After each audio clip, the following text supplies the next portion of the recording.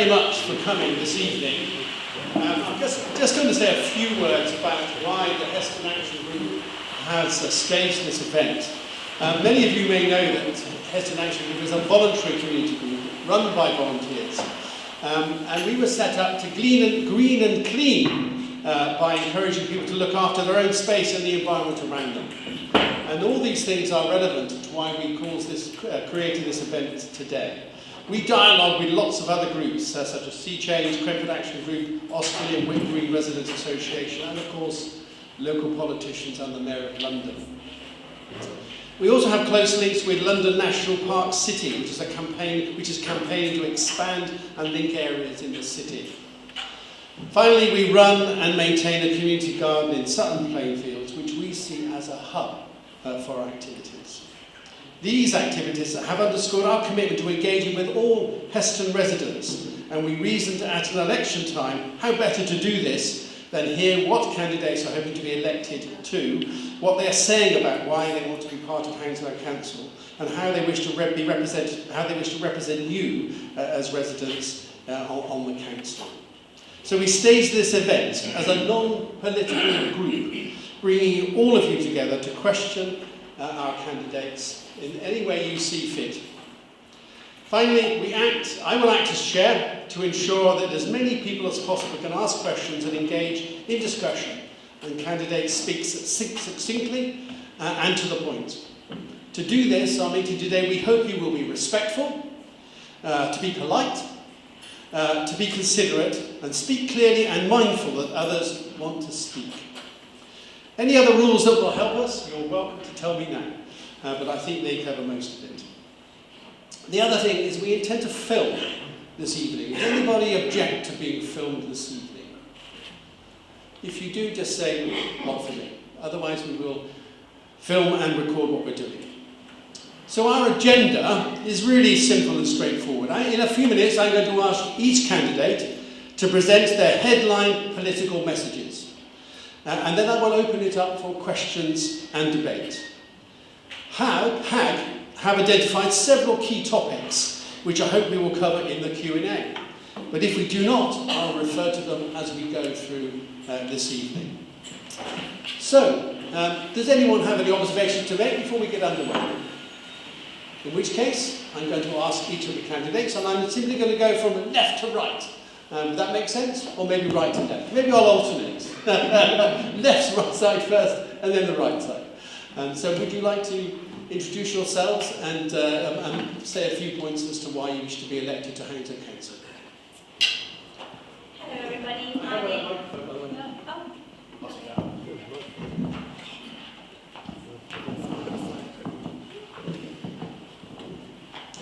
Hello everybody, my name is Fiza Ahmed. I'm 24 years old and I was born in Hounslow and I have grown up in Hounslow. At the moment I'm studying health and social care, and I also work in a school with children supporting their additional needs. I would like to stand as a councillor in Hounslow as I have grown up here and I understand the challenges that people face within Hounslow. Thank you. Which political party are you representing? I'm representing Labour. Thank you, Chair. Good evening, everyone. My name is Gurmel Singh Lal, and I'm standing as a candidate within the Heston East Ward. I've lived in the ward for over 25 years. I've also been a school governor, and I know firsthand what the needs of our young community are in the Heston East area. We've had a number of challenges over the years which we've addressed. And going forward, there may well be further challenges and further projects in Heston East, which I can talk about a little bit later, which need to be addressed, and we will push those forward for implementation. And you're representing Labour as well? Representing Labour. Thank you. Can I go to this side now? One of you got to start? Hello. Hi there, my name is Heston. I'm in the Heston West Ward, I'm standing as an independent. I don't believe in parties. I think we've got a lot of local things here, and And I'm hoping there's more independents that would have stood in these elections. I'm standing for residents and trust. I think trust has been eroded in the last several years. And as a resident, I feel that we need to make changes. And so that's one of the reasons I'm standing. I've been a school governor, I still am for about 8 years. I am the chair of the Parent Carer Forum. I look after parents and carers with children with disabilities. We put on lots of events and stuff. I know what we need to do. I just need to get on and do it. And I know there's a lot of stuff that needs to be done. Thank you. Thank you. Hello everybody, my name is Daniel Gass. I'm standing for the Green Party in Heston Central. I joined the Green Party about 6 months ago, and I joined because of disillusionment with the Labour Party and what's happening in national government. But I've also, working with Jasmine here, I've discovered more and more about local issues and a lack of accountability to local people and consultation with local people. I think central to any local government is about consulting local people and demanding to know what they think about things, even if not just asking for them, but really finding out what people want about things. And that is about, and that's why these kind of institutions are so important. The Heston Action Group, these local organisations are the heart and soul of local communities, and the Green Party is committed to working with these kind of groups and making sure we find out what people really want. Thank you.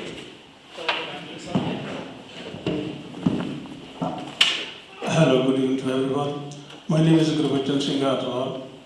I'm at the moment working as a Sri Guru Singh Sabha as an acting president, and also running a male girl group since a long time, about 2014. And some last 3 years I was off from the party. Now I got a chance again to serve to them as well. So I know that our elder people's needs and desires, and are committed to serve our community in my own way as well. Thank you. Thank you. And I'm also Labour Party candidate from Hustings. Thank you, Chair. Good evening, everyone. My name is Rashid Bhatti. I'm standing in Heston Central Ward, where we are. I've been living in Hounslow since 1967, in Heston since 1982. So I know Heston really well.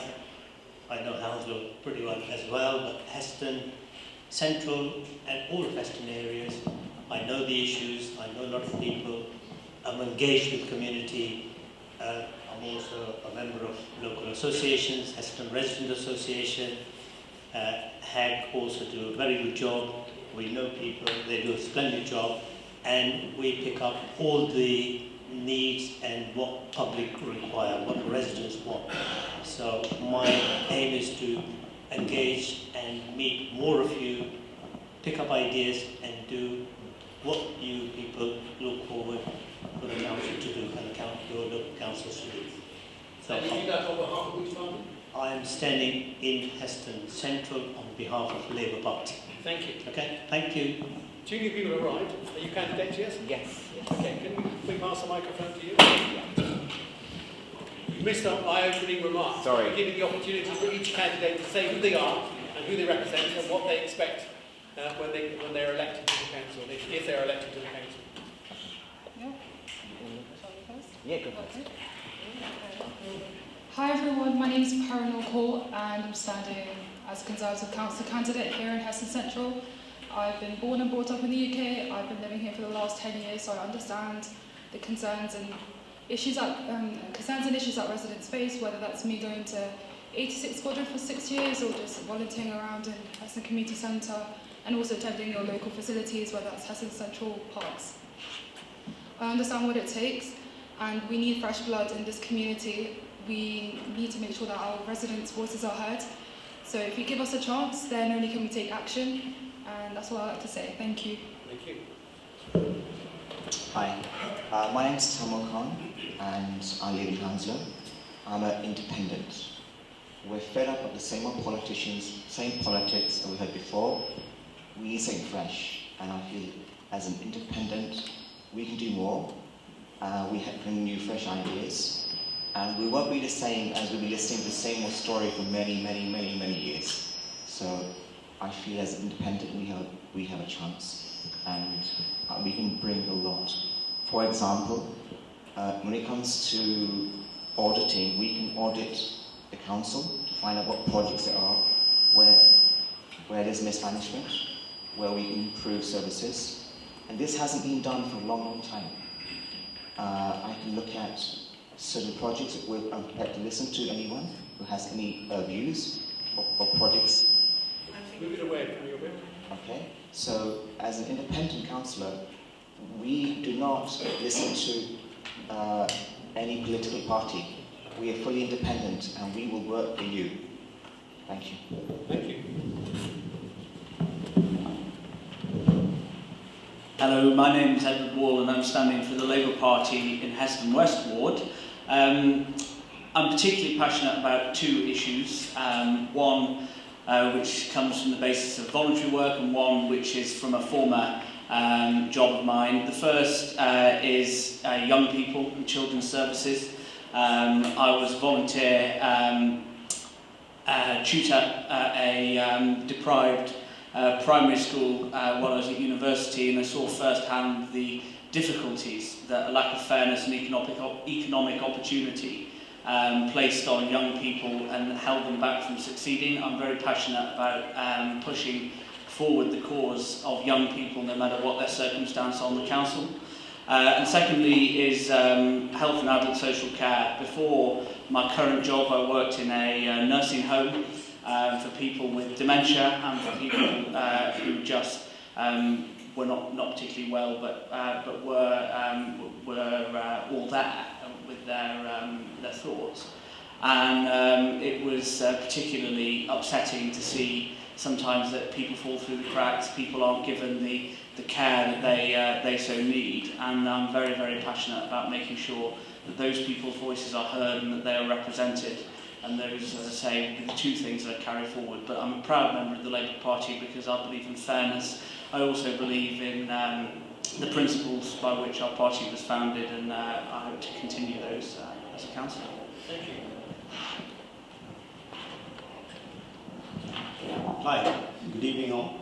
My name is Shivraj Garewal and I've been living in Heston Central for almost 30 years, and I've been a councillor for Heston Central for around about 8 years.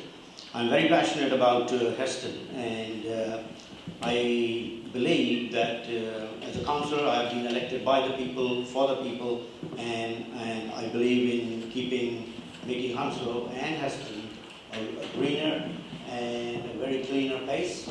And I encourage people in Heston and as well as the whole of the borough that we should be proud of our borough and we should make it greener and cleaner. And as president, I am cabinet member for infrastructure and recycling, and I want to bring better ways to recycle, and even passionate for making much more greener places where people can go and enjoy themselves. And I am representing Labour. Sorry, thank you.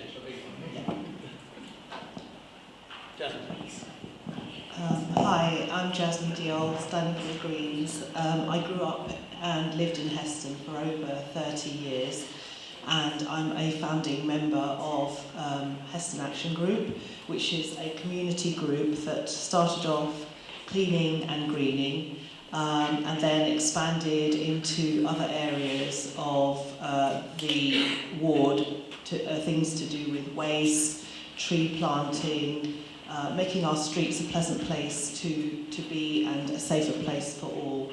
I have attended over the last decade countless area forums and challenged the council and our current councillors on a number of issues.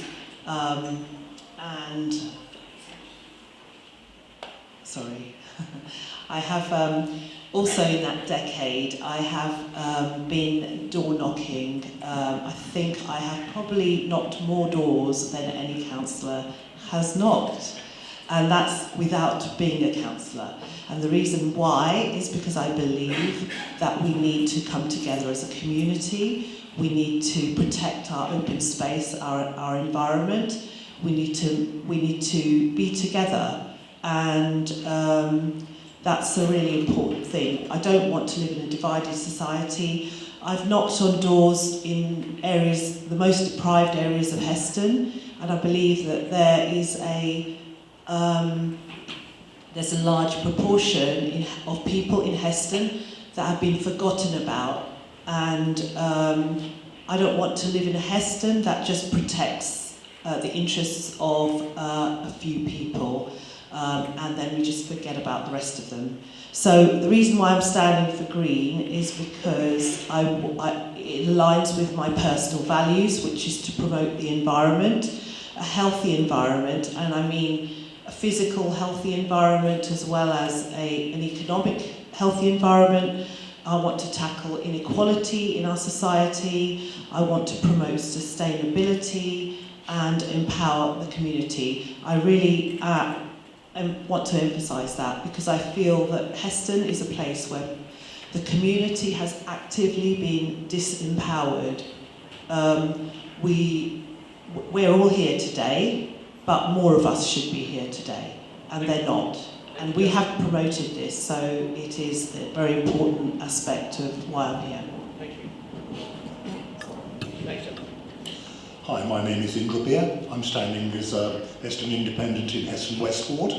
I've been living in the borough, Hounslow, for 50 odd years, lived in Cranford, lived in Hounslow, and for the past 30 years I've been living in Heston Central.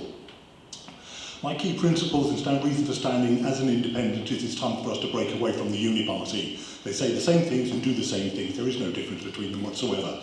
So my position very broadly speaking, is anti-austerity and, we've all heard this before, take back control.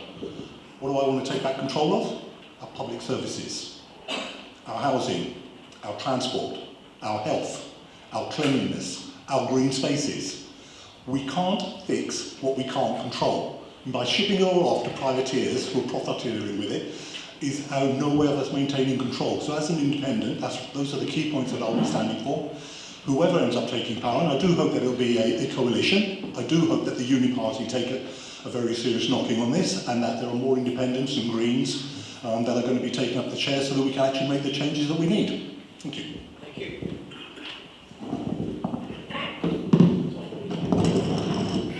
Good evening and welcome. My name is Janet Grohl. I'm standing as a Labour candidate for Heston Central. I moved up from Wales. I've been a resident here for over 30 years, and my background has always been in the public sector. I'm now retired, and I'm passionate about Heston, and I want to give back to the community, serve the community, for housing, for street clean, and affordable homes. Thank you. I think it is, yes. Hello everybody, I'm Marco.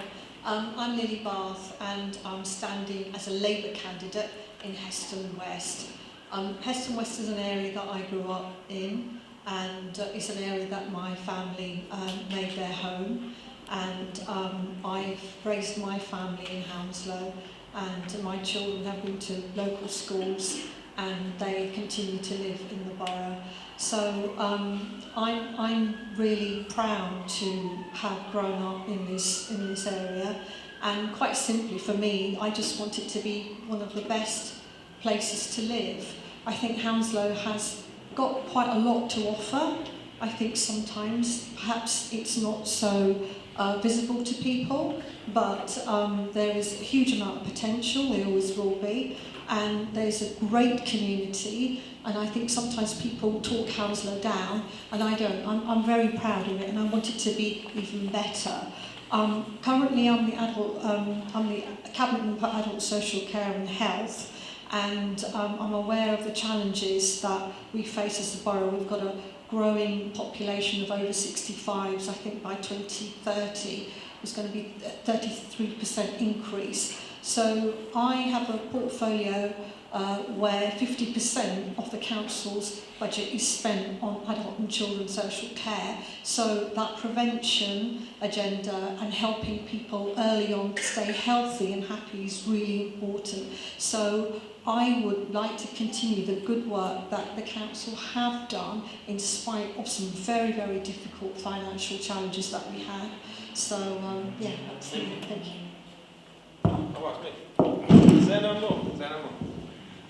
Hi everyone, my name is Aaron Panissa and I represent the Reform Party, which I know is not the most popular thing. Yeah, I'll take a boo, I'm calm with the boos.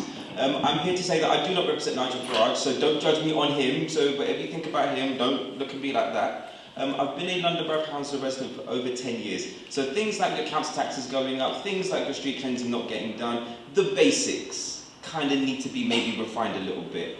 I'm mainly here as a national mental health first aider to listen to you people. So I need you people to tell me as much and in as much detail exactly what's going wrong. Because I'm not here to guess what your people's issues are. I want as many people to be as vocal and question and doubt as much as physically possible. Because as someone who's represented this country in the British Army and as ex-MOD, I understand national pride. Thank you.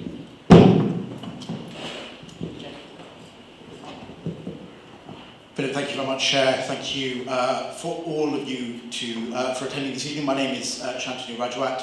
I am a councillor currently in Heston West and also standing as candidate in Heston West for the Labour Party. I also have the privilege of being leader of the council currently as well. I was first elected in 2010 and I've continuously represented Heston West. It's a wonderful community. It's a community that really does hold you to account and keeps you humble. But we are a council, and you'll see from my colleagues across the Labour Party today that a lot of work goes in and there is a lot of passion despite what colleagues next to me are saying about us.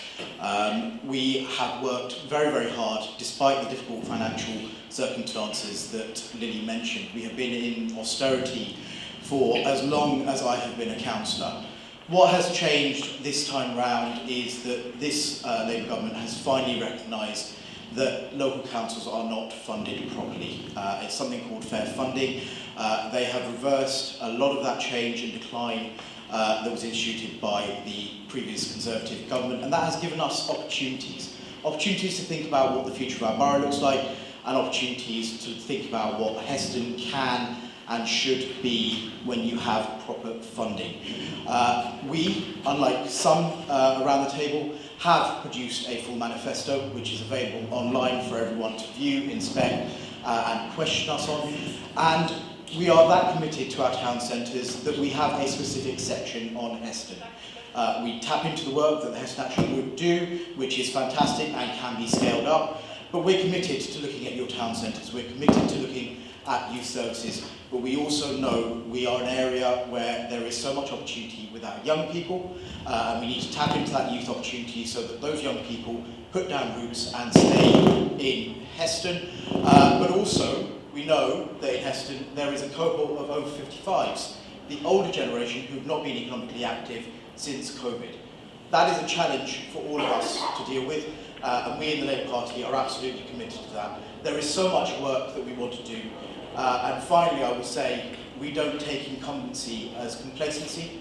We are hungry for every single vote because we know that we are a party that doesn't just talk and give you nice platitudes at events like this. We will actually deliver over the next 4, 8, 10, 12 years because we've got a track record of delivery. Thank you very much. Right, now it's down to you, the residents of Heston, to offer comment on what you've heard, to ask separate questions. We have a roving microphone, 2 of them in fact. So please, who would like to ask the first question or make comment?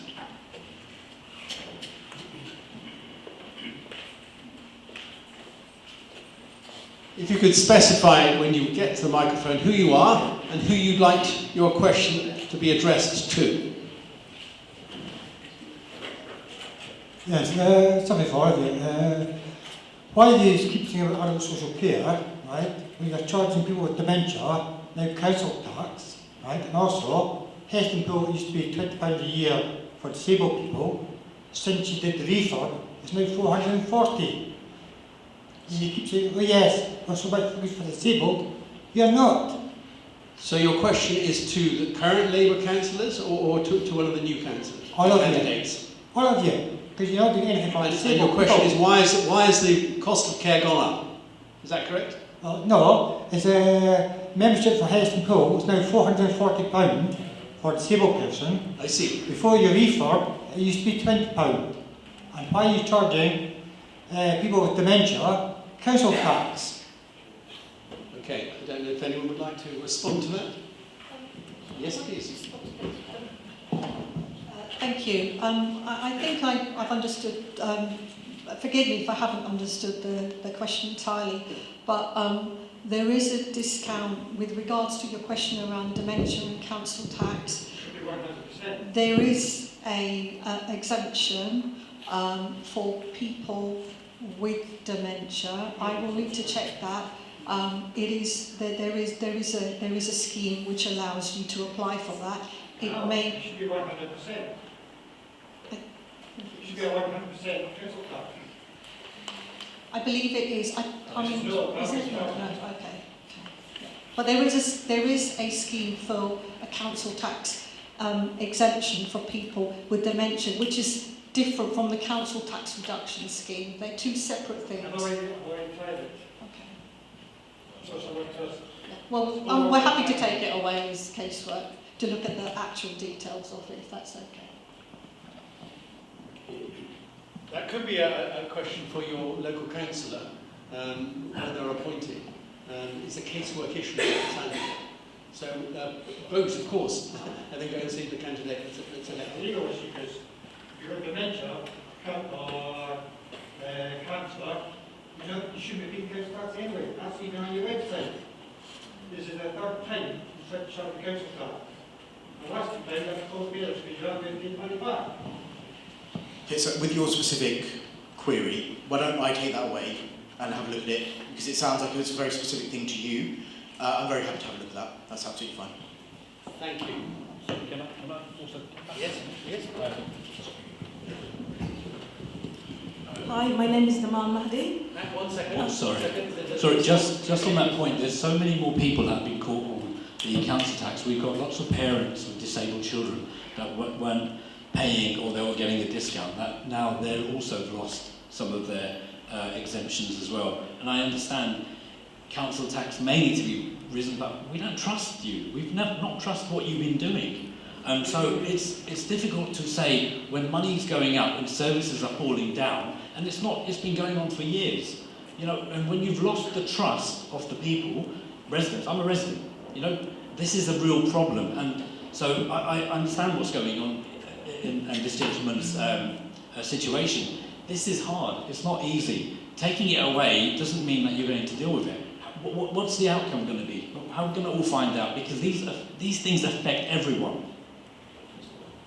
Well, that's why we have a casework system, and it's very easy to put in casework and get responses to it, to specific questions. Your point around council tax is, what's your alternative? We're going to cut council tax? You'll be cutting services. So I'm sorry, you can do as much of that as you want and grandstand in front of these people, but the fact is, these are individual casework scenarios and not everyone faces them. Yeah, but so let's not rehearse casework in a public forum. Well, you know what, it's about cutting waste, inefficiencies. There's so much money just wasted. But you don't want to talk about that, do you? Well, give us a figure. Say again? Give us a figure.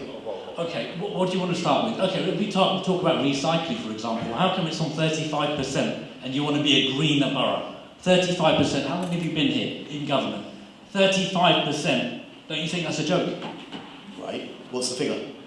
I just told you, 35% for recycling. So What we are you can't aiming trust you for green issues, that's your biggest thing. How can we trust you on anything else? Well, so 35% is actually gone up from where it was when we took over the administration. What was it before? Year on year, it was 23%. No, I don't think it was. It's been 35 for the last 15 years. Okay, 1 second. I want to Chair, can I answer this question? There's one lady here. This lady here, you spoke to that? Yeah, it's around the same issue. It's like the promises that are never delivered. I mean, the cabinet now, or the current Labour councillors have said that they're working very hard to deliver a cleaner and greener Heston, when I can't find a single clean street in Heston. Have you been around? Have you walked around Heston? Yes. Is it clean? Yes. Do you think it's clean? According to whom? According to whose standards? If this is your standard of cleanliness, this is not clean. Just look at Vicarage Farm Road. The amount of times I've had my trousers soiled from dirt from the street when it's raining is innumerable. I mean, what do you call clean? The other thing that you're also promising is a greener Heston. When you've cut the park, Heston Park has been cut by half. Most of it is now new developments. It has. Heston Park has shrunk. It's now a smaller park than the one I grew up in because it's now mostly developments. So how can you say that you're promising a greener, cleaner Heston when you're building everywhere and you're not cleaning the streets as well as you should? Thank you. Thank you very well. There's one thing at the back.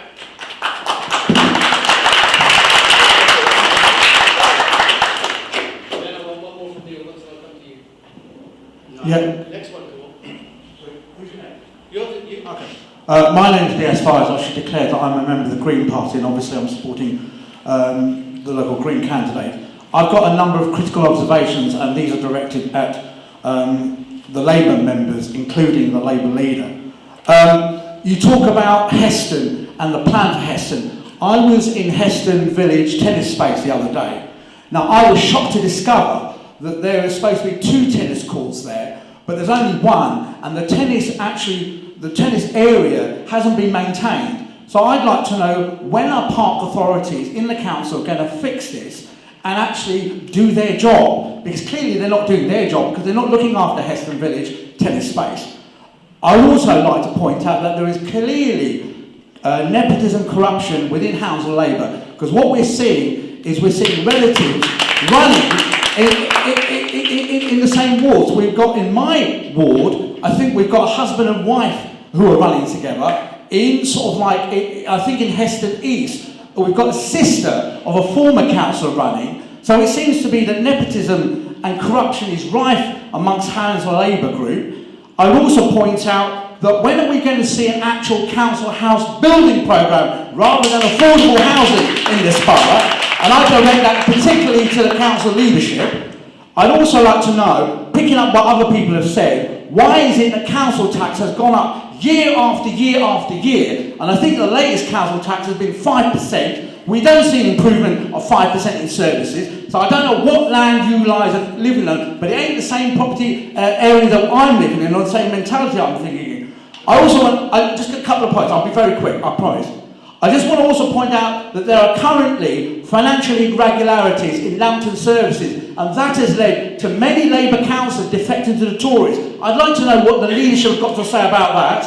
And I also want to know, finally, why is it that Hounslow Council covered up the fact that there was a child grooming investigation by the Met Police, which was only exposed because journalists put an FOI request to the council, and it's only then that Hounslow Council admitted that there was a child grooming inquiry launched by the Metropolitan Police. Okay, thank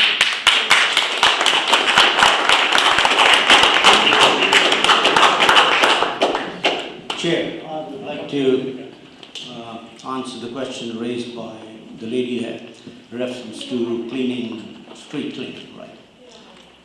I'm very proud to say that most of the streets in Hounslow are clean and they're looking very clean. So we have invested £750,000 in deep cleansing program where we clean the streets on a 11-weekly cycle, right? Where deep cleansing is done and gullies are clean and even the streets are repaired. We have also increased the sweeping, which was done in every street from fortnightly to weekly as well. And we have even if you see the footways, we introduced a weeding program, and most of your footways are clear of weeds. And we are going to extend this program into the coming years, and you will see that your streets are much cleaner and much better, and the infrastructure of your streets and the carriageway is one of the best in London. This is not, it's not I'm saying that, but it was a survey done by an independent organization, and we intend to make sure our footways, our streets are in good condition. Thank you. Sorry, who was that? Sure. Chair, thank you for the opportunity coming back. But firstly, what I would like to pick up is on the topic of the Heston Leisure Centre. I don't know how long many of you have been living in the Heston area, but those of you who have lived long enough will remember the dilapidated state of the old Heston swimming baths, as they were called back then. Now, when I moved into this area over 25 years ago with my family, one of the key things about this area was its surroundings and its facilities. But unfortunately, that swimming pool in particular, I'll come on to the Heston School site as well in a moment, because I've served as a governor there as well. So the swim baths themselves were really, really bad shape, and as always, funding is a key to getting things done. So as the local councils back then, we lobbied very hard to get that replaced. I think that we are in a very, very fortunate and lucky situation in the Heston area, Heston East, Heston West, Heston Central, and maybe the Cranford colleagues as well, to have this fantastic facility on our doorstep and to have residents complain about the facilities available there. I'm quite astonished. I take on board the gentleman over there about the particular issue that he's very personal to him, and that's something that needs to be looked into on a casework basis, right? So I'm sure that will be addressed. The site itself was adjacent to Heston Park. Now, I heard somebody mention the parks and stuff like that, and how it's been cut in half. I don't recognise that at all. Like I said, I've been living here 25 years, and when I moved in here, Heston Park has come forward in leaps and bounds. It is a fantastic park, a fantastic facility. I walk the park regularly, and I can tell you the park is being well used. I was with my wife over this weekend, the play areas, the children's play areas, the green itself, we're playing cricket on the green, the walkways, people walking around the park. It was absolutely superb to see. It's a well-used park. But I won't decry about improvements. There's always improvements to be done. But generally speaking, holistically, if you look at that project with the Heston Leisure Centre and the facilities that we've got there, plus all the improvements we've done to Heston Park under this Labour administration, I'm surprised that still people want to complain about the achievements that have been made. There's more to be done. I get it. There's always improvements, but come on, be fair. Thank you. Any response from this? Hang on, I want a response from the other candidates at the moment. Jasmine. Okay, so I was going to say that Heston Park, I had an incident yesterday in Heston Park, antisocial behaviour. It's the first time that I had experienced it. Now, I understand that we are in PERDA, we're not allowed to take casework on. I was quite shocked by the incident. I reported it to the police today. And I'm not being disrespectful to Councillor Lal. You know, I bumped into him after the incident took place. I was hoping that Councillor Lal, as a councillor, would take my concerns away, ask me to report it to the police, which I did, but also I'm concerned because a tree had been uprooted and these antisocial children were actually attacking me and were happy to uproot other saplings, but there was no sort of discussion really about what's going to happen about the trees in Heston Park, what is going to happen, you know, from the council side of things, because I don't know. I've basically reported to the police. Police have come back to me and said, well, you know, we might talk to the kids, we might find them in school, but that's not really resolved the problem of the trees that have been uprooted in Heston Park, or potentially could be uprooted. So I'm just trying to point out that there is a role for a councillor to engage in the public, and I I wasn't expecting an instant solution, and I would have appreciated my councillor to have said, look, we can't do anything right now because we're in election period, but after the election, you know, like, I'll talk to the council about that, because that is a role that a councillor plays. It's about dealing with issues that have happened in the community. And the thing about the swimming pool, I don't think that gentleman over there, Neil, I only spoke to him only a few days ago. I was in Heston Farm Estate talking to a lot of people who are disadvantaged there, disadvantaged in society. They can't get up and down lifts. They've got sewage going through their flat. Neil has been using the gym, and now the cost of his service has gone up by tenfold. So this is a wider issue and needs to be addressed. Thank you, Chair. I'd like to come back to this.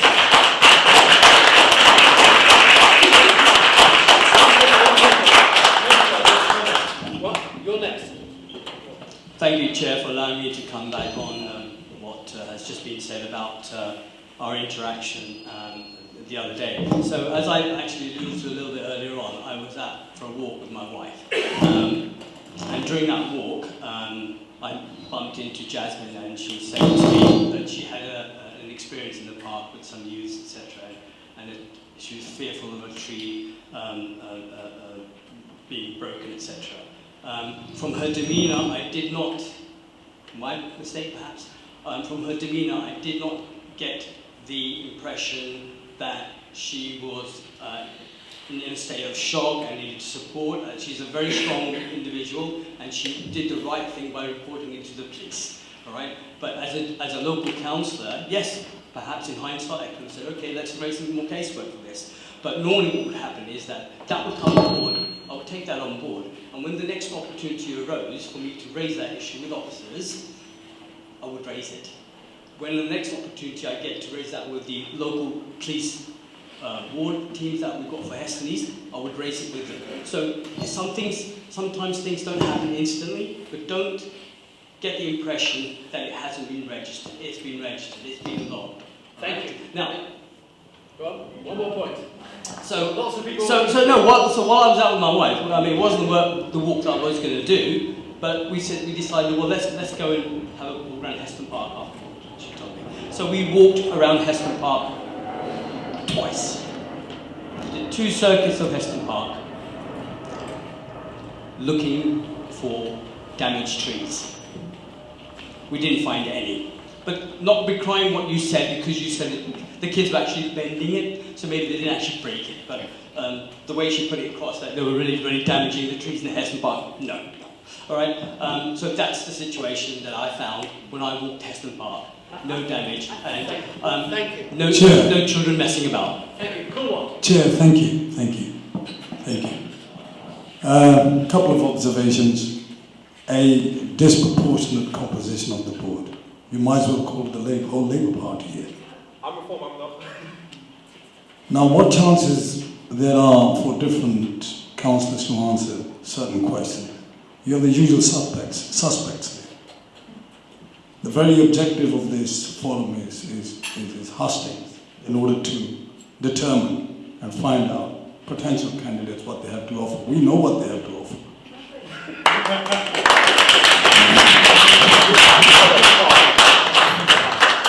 And the idea is to replace these people. That's the idea. We don't want to have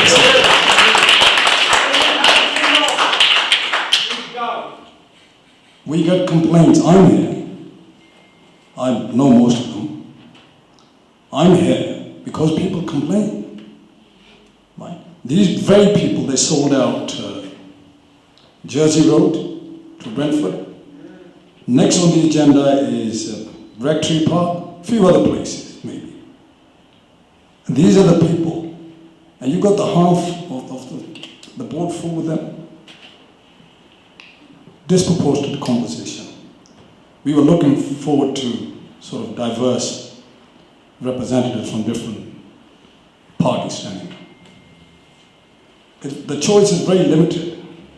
I mean, Councillor Lal, he'll get up and answer 10 more questions. You with me? Okay. Thank you very much. Thank you, Corn.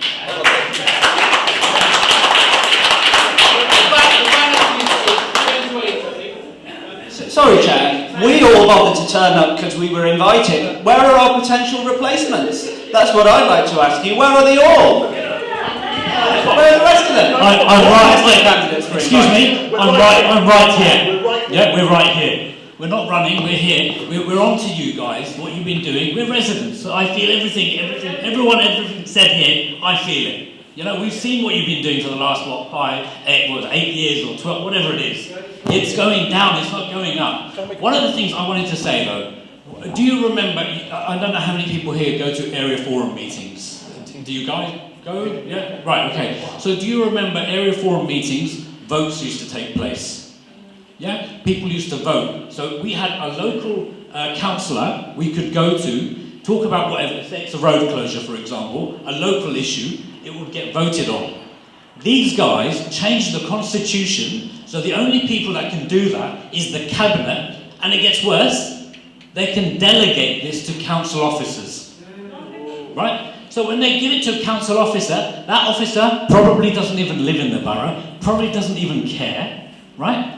It's open to abuse. I'm talking abuse, right? It is open. It's not a committee now, whereas before it would be a forum like this and they would vote, you know, in front of us as residents. So we could make our, you know, if we had an issue, we could talk to our local ward councillors and say, look, actually, you know, this is what we would like. What they've done is taken our voice as residents away by doing this. So why would you do this? Why would you change the constitution? Why would you do this, Rajwant? Why? Thank you. My name is Shantanu, not Rajwan, and that is the biggest load of BS I've ever heard. So area forums have been in their current format for the last 10 years, so you're very late to the party. I don't know what line you're talking to. The only votes that used to happen in area forum were planning, which were open to abuse, so that all goes to planning committee. Cabinet can make decisions, but we don't make decisions on local road closures. Your local representatives make decisions on that, following consultation. Consultation still happens. Letters still go out to residents. There is no other way that decisions are made, regardless of what version of the council you think you are representing here. So let me remind you of Burns Way. Does people remember that they wanted to put an LTN, which is one of those planters, and close off that road? Right? This happened, you've probably forgotten now, because you voted for it. When you vote for it, you voted against all your neighbours when you were on Ash Grove. Yeah? All your neighbours. That's incorrect. Yeah? Well, we can look this up. Well, Chet, right, do you see a planter there? Is there a planter there? No, that's because we won, and that's because the old system was that we could go to our councillors and say, this is what us residents don't want this. So the councillors voted it down. He voted for it. Okay, so in essence, what you're saying, Chetan, is residents said no, and the Labour councillors listened, and it didn't happen. Yes, but now that's gone. No, but that's gone now. That's gone. There's no more voting. Thank you for your observations. Thank you. I actually wanted to take the conversation away from area forums just for a minute, and I wanted to address, respond to a comment made by the gentleman at the end about child grooming. And as you will all be aware, that the councils have statutory duties towards children and adult safeguarding. These are legal duties to make sure that children are safe. So I'm actually quite disappointed and find it quite disgraceful that you said that the council had hidden child grooming. That is absolutely disgraceful comment to make. And I understand.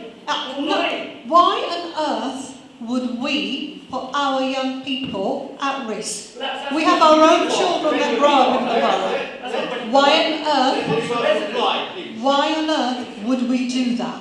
Right? So I understand that you want to challenge us and you know, that's absolutely fine. But please don't make political points out of children's safeguarding, because I think that's not fair, and also it does put children at risk. So don't do that. I'm not making a political point. No, you are. Not appropriate. Sorry, it's not appropriate. We would not, I mean, it's not happened, and well. You're lying, Catherine, you're lying. I think we have to take it for the moment, that's the case. So, I want to come back to a particular point in a moment, but two more observations. Nav and then Michael. Hi, thank you to all the councillors and prospective councillors for turning up. So, my question relates to Rectory Farm. So back in 2017 there was a fantastic proposal to turn that into a public space. It's greenbelt land to connect Cranford and Heston and Hounslow West, to bring people out in the open and help with the climate crisis. That plan has been reversed in principle by the developers in the last year. They are now proposing to create an open cast mine for 12 years, and that open cast mine will have 200 trucks a day. That's their own information on their website, and will lead to lots of pollution and noise in the local area. And it's a complete contrast to the original plan. It's completely contrary to London Borough of Hounslow's commitments in relation to climate change. It's complete two fingers up to the local residents of Heston West and Cranford, because no one wants to live. I don't think any of you, some of you live in Heston West, no one wants to live next to an open cast mine. Everyone keeps telling us to wait till the planning application comes in. As soon as that comes in, that will show up on searches, and no one here will be able to sell their house, because no one's going to want to buy a house next to an open cast mine. We've struggled to get an answer to that question. I acknowledge that the leader has actually shared with me his views on that, but from our area forum it's been much more difficult.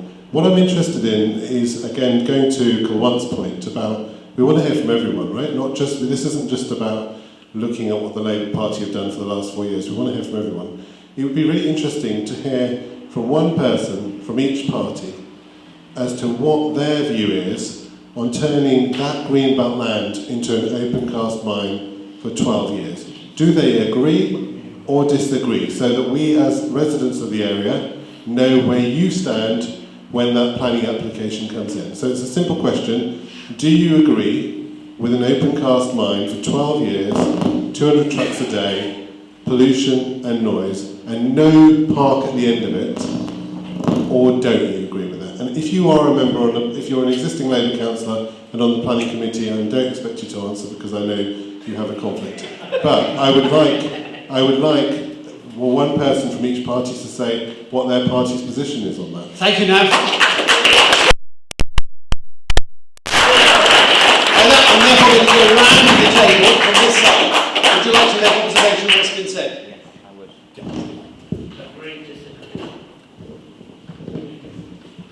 Thank you so much. I've been fighting this for many years. I've contacted this company many times. No results. No results. I've spoken to the council. No results. If you allow us independents the opportunity, us three, what we would like to do is to block it. Don't allow them to build it. If need be, offer an option. Build council houses on that land. That's what we would like. Give it to the people. You could build a park there. You could give shops there. You could build businesses there. The company who owns it is a logistics company. So they want to make money. So if we give them an option, make some money with us, right? Do not build that cast mine. It's going to be disaster for everyone. The pollution, the particles are going to go in the air, and they're going to go for long distances. From just there, it's going to go all the way down to Heston. Beyond that. So the pollution will be a disaster for everybody. So I've been emailing for many years, nothing's happened, but if you give us the chance, the independents, Heston independents, for you guys, we will fight them, we will work for you, we'll get this done, and we'll offer an option. If you want to make money, fine, we'll make money, you guys, we'll work together, build council houses, build businesses, shops, whatever you need, but that will not happen. That's our promise to you. Thank you. Gentlemen? Can you say who you are? Because we missed your attendance at the beginning. Yeah, my name is Salvador Pereira. I represent Conservative Party. I do not know much about that area, honestly, but I will, in consultation with the local residents who are will be affected, and the local people who will be affected by any bigger project in that area, we will always be in support with the people, in consideration with the people, and always attend and understand what is the real cause and how it can benefit the local rather than making big money for the big fishes. Thank you. Yeah, and to add to your point, Nav, I remember coming to your door and you were also speaking about that issue. I think both of us, we've also been to so many different doors, and they've also raised this issue, especially on Great West Road. And I think what's most important is having that consultation with residents first and then taking it on from there. And I can assure you that as a Conservative candidates, we actually want to ensure that transparency and actually reach out to you. We have our number, our email, and we actually want to start work from the get-go. And it's not something that we're going to wait till something in position. I know we need that authority, but we actually are here, and I've been a resident here for the last 10 years, and I understand the issues that people are facing in every single road. I think I memorized at this point, but we need to address that, and I think I agree with you. So yeah, thank you. Hi, I just want to park. You know, it's a huge space. Why wouldn't we want to park there? It's perfect. That's what was proposed, and now it's been taken away. Tree planting, flood protection, it's all there. It's a huge site, so actually keep it as it is a park, not anything. No, I don't really want to see anything on it, really. Thank you. That's my personal view. Just one point though, when it comes to sort of housing and residential things, it always seems like the resident is the last person to be consulted or anything. Yeah. They should be part of this thing. It should be a holistic thing. We should be looking at it from an aerial point of view. How does it affect everything? You know, NHS, doctors, schools, everything should be looked at. We've got houses and flats on New Heston Road over here and places, people with no parking facilities. So we've got van drivers parking their vans all up North Hyde Road and all over the place, blocking pavements. That's not, you know, they're selling these, people are going to buy them, workers, they got vans. We need to actually think about these things. We can't just have blocking roads all over the place. Residents need to be part of every decision. Thank you. Okay, in answer to that question, of course I don't agree with an open cast mine, and I don't think anybody would agree with it, but it leads me to a wider question about how development takes place in this borough. And what I want is I want to give more power to local communities to resist large-scale developments that lack the infrastructure and environmental considerations. And I want residents to be able to understand and engage in the local plan. Most residents around here just have got no idea how to engage with that. They don't even know what the local plan is. And I also want to promote, I want to promote developments that are in public and community ownership, and social housing as well.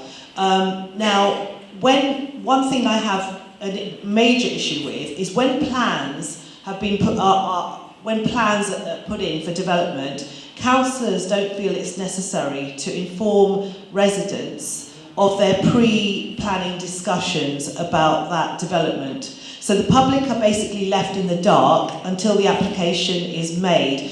Councillors encourage us not to worry about it until the application is made. They've done that a number of times in the last few area forums, even though it's been raised with them that developers have got major plans to create an open cast mine, and they've also promised a massive park to compensate the community, but they've downgraded that offering. Now, the thing is, we can listen to the councillors and go, right, okay, we're going to just wait until the application is made. But the problem is that the planning portal in itself is so inaccessible to the average person. So even if you're somebody who's educated, or even interested in knowing what's going on, it's almost impossible to access the planning portal easily. So most people, the elderly, disabled, vulnerable groups like the homeless, are completely sort of excluded from this process. So, you know, even the interested ones give up and disengage quickly with the planning process. Most people are completely unaware of the local plan and how development decisions are made and how it affects them. It's therefore left to the passionate few to oppose poorly considered developments in the area to try and inform the community. And by that time, the development discussions are well underway and it's too late. Now, a case in point is the Brentford football development, which has been allowed to go ahead without fully considering the views of local residents along Alderley Avenue regarding light pollution, traffic and loss of green space. Another development that is potentially on the horizon is the building of the West London Regional Park. Now, this is 13 kilometres of blue and green space that connects up West London. Now, it is Hounslow Council are involved in that, and so are Ealing Council. And we would like in Heston, we would like that park to touch Heston and incorporate some of the metropolitan land, and the developers are up for that. But we don't even know about that park. Nobody knows about it. Only a few passionate people know about that park. It's a massive park on our doorstep. Why are councillors not telling us about this? I'm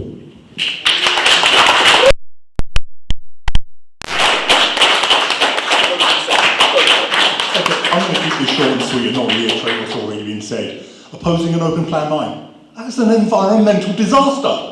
The fact that it's even been considered, I think, is an absolute disgrace. You know, on the entire, and I won't say the community, but on the entire council for even considering it. That's it, actually. I'd much rather see a park, a wildlife reserve. All our green spaces are being built on and spat on. That's not acceptable, I'm afraid. That's it.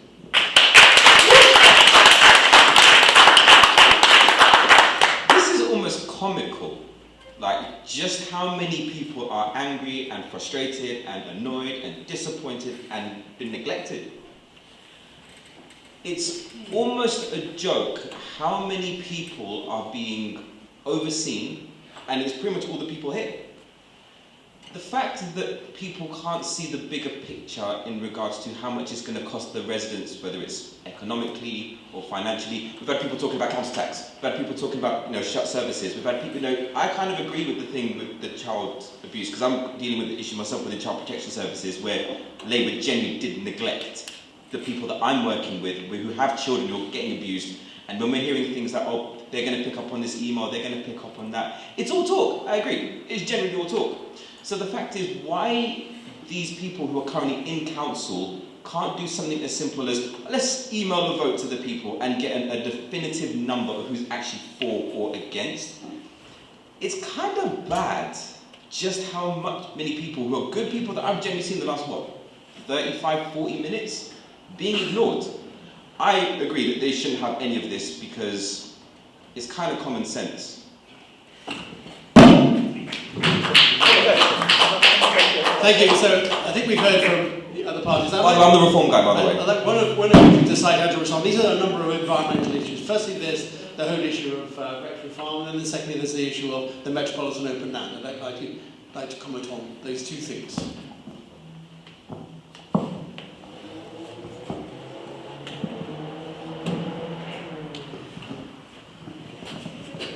Thank you, Chair, once again.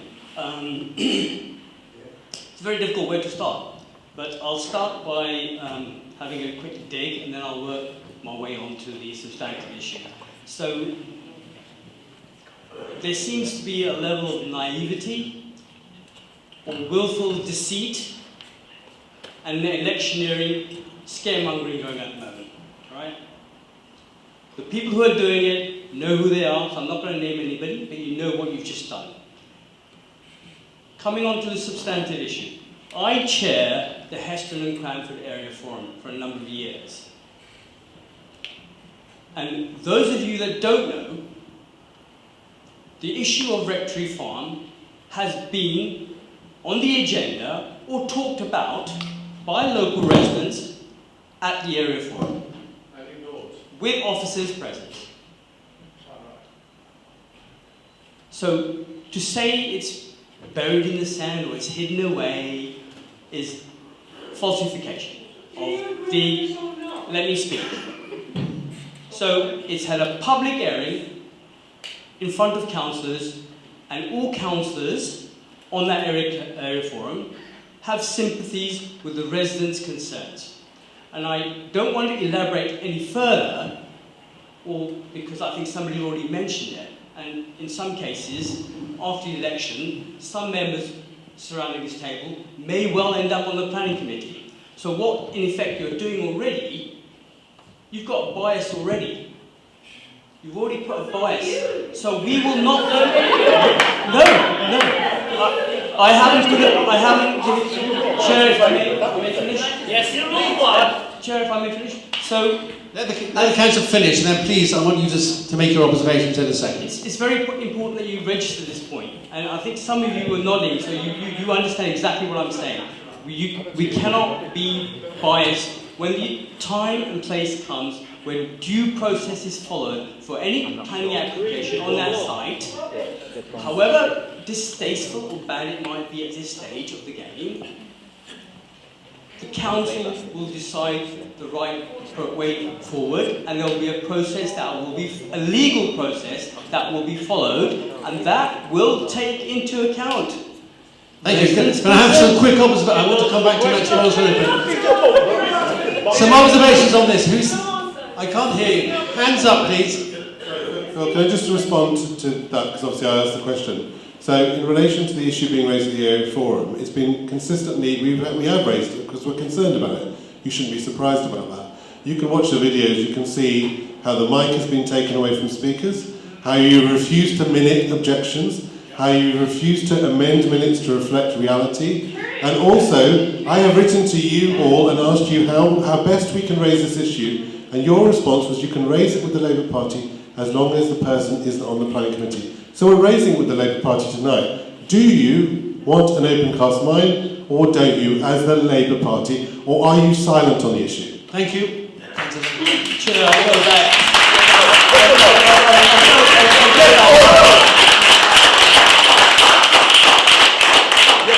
Let the councillor respond, please. I'll go back to what I just said earlier on.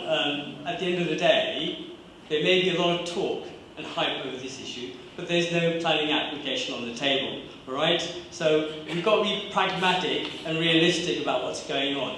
And thank you very much, you're absolutely right. It has been registered at the area forums, and the councillors are acutely aware of the issues that we're dealing with. Whether or not I personally like Tell us what you personally think. Thank you. I'm afraid, again, I can't at this moment, right? So, but what I can assure you, Hang on, Brian, you've got a response, please.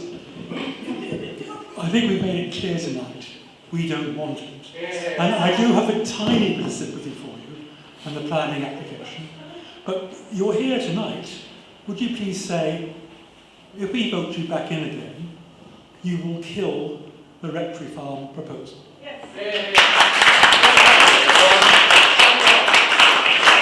Chair, with due respect, I can't give that. Thank you. Michael at the back, please. Thank you. Councillor Lal, I appreciate that you cannot bias yourself because you are a member of the planning committee. So I don't know why you have chosen to stand up to discuss the matter. There are other Labour candidates who can answer the question who are not on the planning committee.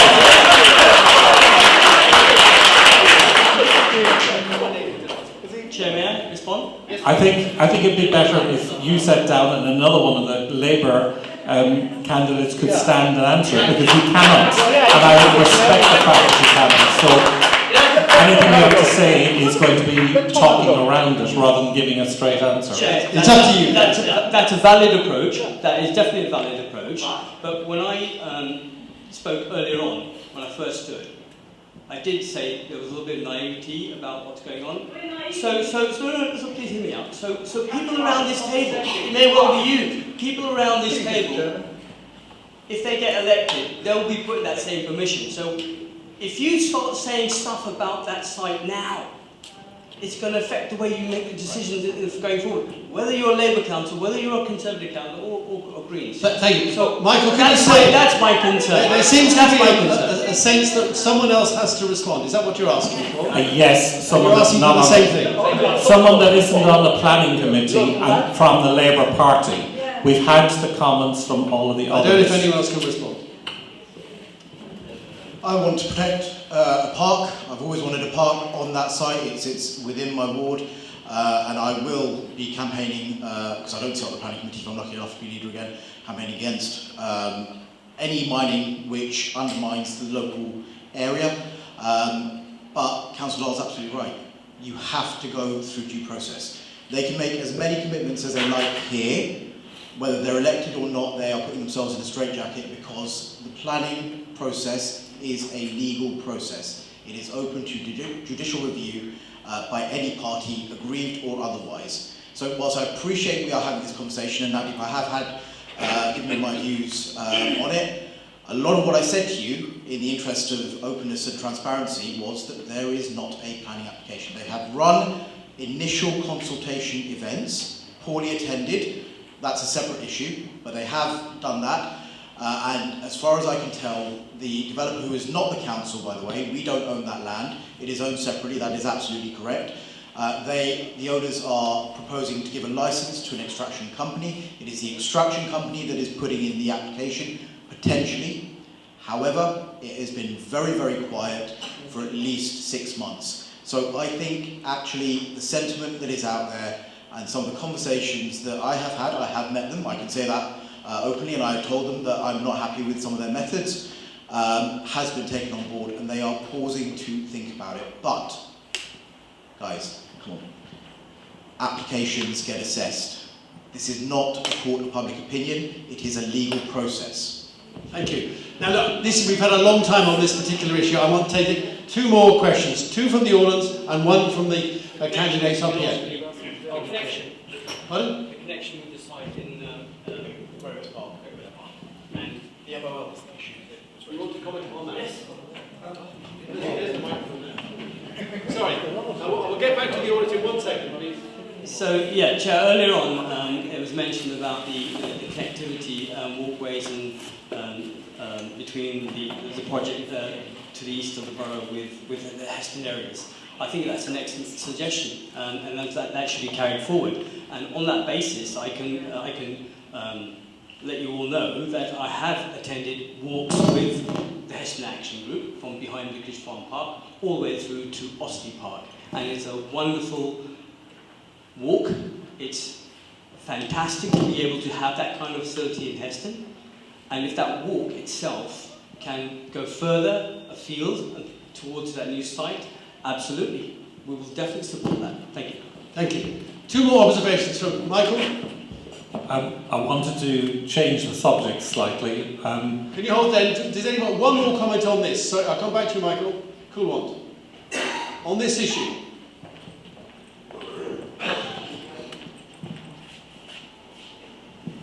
Yeah, I take on board everything that's been said about the park, in particular what you've just said. Don't want to reflect too much into it, but it is a democratic state. Democracy simply means that people rule. We rule through you. And when a message is not getting through, whether it's planning or not, it's us who makes we drive decisions, not you. I think we need to understand that. Excuse me. We need to understand that it's we who drive the decision that you make. You have a planning committee. There is a due process. Legal experts, other experts, other than the legal process, people sit. And I don't want to, but I'm again driven. What Labour's, what they've done with the Jersey Road, the sellout. And who's to say that the plans for Rectory won't go along the same lines? Hence the reason we're here.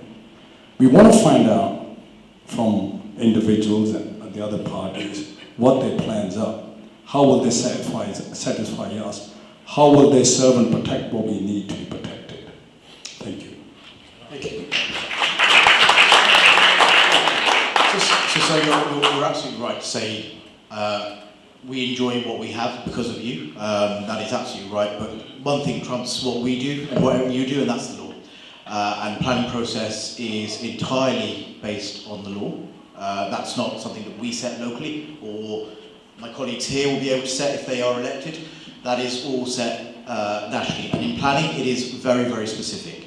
Now, on the two sites that you've mentioned, they are both private sites. The Jersey, the Brentford Football Club site, that is not owned by the council, and Rectory Farm is not owned by the council. So they will follow a very, very defined, very precise legal process. And that's why some of the discussion we've had tonight is frustrating, because my colleagues opposite seem to think that they can ride roughshod over the law. They can just say something to you to satisfy you, make you happy, and then 6 months, a year, 2 years down the line, they go, well, I'm so sorry.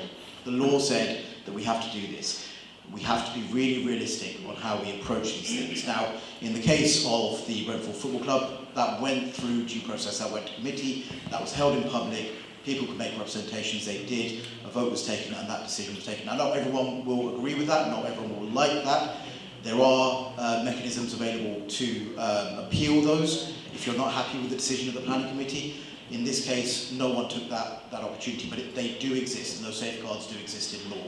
So we have to be really realistic as councillors, what we can do, what we can't do, what we're legally constrained to do, and we have to act within those boundaries. Thank you. Jasmine, the Green Party. So you mentioned a number of times that planning is set by the law, it's a legal process. So that means it's complex, and that complexity is inaccessible to the people. So in that sort of environment, I think it's really important that your councillors take it on themselves to tell the people what's actually going on. And they don't. Because often it's the public and community groups that identify what's going on and tell the councillors at area forums. And the reason why Rectory Farm was brought up at forums, the only reason, was because a member of the public brought it up at a forum, and then the councillors were actually forced to comment on it. And the other thing I want to point out is you mentioned that the consultations for Rectory Farm were poorly attended. It was pathetic. 2 people turned up to the consultations for Rectory Farm, and that is just shameful. In a ward or in an area where you have 9 councillors, those councillors couldn't tell the public. Don't they, when they get elected, claim that they represent the public, that they're actually supposed to be engaging with the public? Well, they're obviously not, because the public don't know about these things. They never get informed, and it's left to them to go on to planning websites and look at what's actually going on. Half the people can't even do that. So I don't know what you're talking about.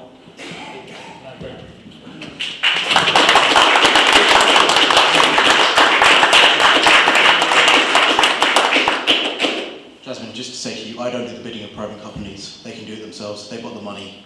So it's not for us to promote a consultation run by a private company. I'm sorry. Thank you. I've got 3 people. Well, Michael was trying to say something just now, please. Yes, I had a question just around 2 issues that are slightly interlinked. I've read about the potential redevelopment of Convent Way with a significant growth in the population in the area. The potential for the redevelopment of the Metropolitan Thames Valley housing development backing out onto Heston Park, which is just off North Hyde Road. That will involve a growth in the population and perhaps some affordable housing, which is a good thing. I am also very concerned about the lack of access to public transport in the Heston area. We're growing the population, but there is never any concrete commitments towards improving public transport access. We're already on the periphery of the borough with a very low PTAL rating, which is public transport access level. What proposals would you take forward if you were re-elected to improve access to public transport in the west of the borough and in Heston in particular? Thank you. Mike, can I put that to the other candidates first, please? So your question is about, can you be specific again? Transport question. Yes, it's primarily a transport question. Conservatives, would you like to respond, please? No one's over. Yeah. You go first. Transport's quite a simple answer. Is the fact that the Hounslow bus depot is what, 3 miles from here? It's the fact that you need to get a bit more funding over there to recruit more things like bus drivers and train drivers. Relatively straightforward. Also applies to things like why a lot of buses break down and why you've got somebody in the maintenance, they're waiting for repairs. So then when the council say, oh, we haven't got enough buses, well, it's because some of them are bloody broken. You need more mechanics. Quite simply to fix the buses that are causing issues. And you need more bus drivers available. But the fact is, what a lot of people are maybe missing the point on is the fact that even though these are all a bunch of councillors here and candidates or whatever, the MP is Labour. So even when people on a Labour level say, oh, we'll escalate, you're going to ultimately hit the same issue technically. So then the answer has got to be, who here has got the ability in the next, I don't know, 2-3 years leading up to 28, 29, to be able to stand as an MP to take Labour out right from the top. Then you've got people at the top who can actually influence decisions. Too many people here don't maybe understand the basic concept that even if these independents, these guys are quality, they're not running in my ward. I vote for most of these independents here because they all seem quite reasonable guys. So I'm giving you lot my word here, so I'm not even competing with these three. Thank you. The fact is, where we have actually I've got a question, there's no Liberal Democrats here. So there's certain parties who don't care enough to even represent themselves, and I'm saying straight, Reform don't care enough because I'm here by myself.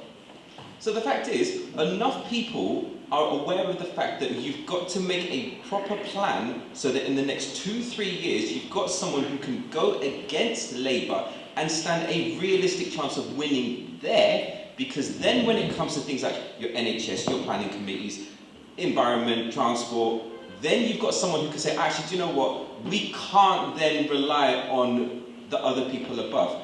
Here's a basic example. Social media for the London Borough Council is run by Labour people. Do you ever see anyone say, oh, well, we've got this issue or this problem? No, because everything's all hunky-dory. So sometimes the messaging that gets across to most people is too positive when you can generally see the amount of people here who are saying, nah, man, this is terrible.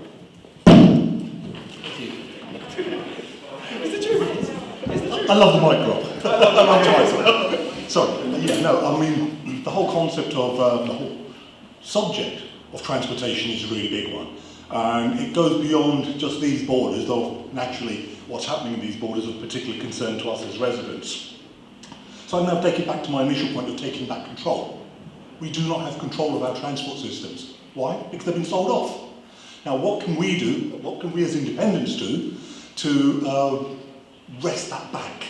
What can we as a local authority, what authority and power are we going to have to be able to take control? There's some things that we can do in terms of community transport and setting up community transport hubs to improve the transportability in and around, but it's a much bigger subject than just buses and trains and cycling tracks and such the like. It does expand a lot further. But I think the first point, as this young man has pointed out, firstly we need to displace this Labour Council. Once we've displaced the Labour Council, we can then consider the Member of Parliament. And then we may be able to take our attitude, our viewpoints a little bit further forward. But we've got to get back to a sensible, people-driven democracy moving forward. Thank you. Can I go to the table first?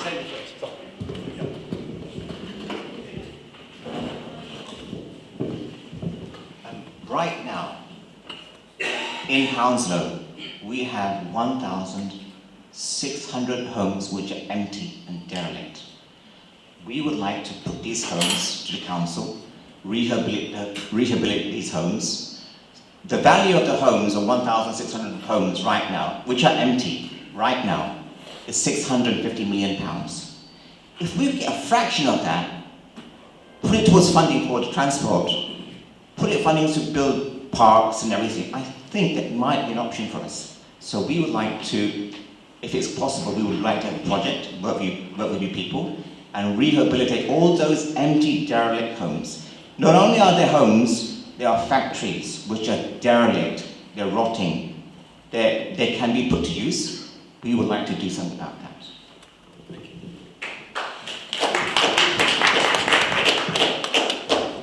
Just a very quick point in terms of, we've had 8 years at least of Labour here, 12 years, whatever.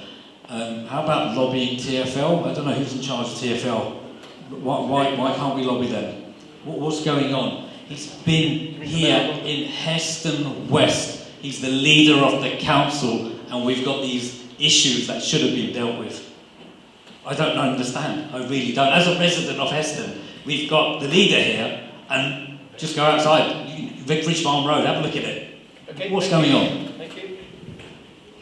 Just back to that question about PTAL rating. So the PTAL is the public transport accessibility level, used to show how well connected a location is to public transport. So in terms of Heston East is where I'm standing. I think we need improved connections between Heston and surrounding areas like Hanwell, which is really difficult to access by public transport.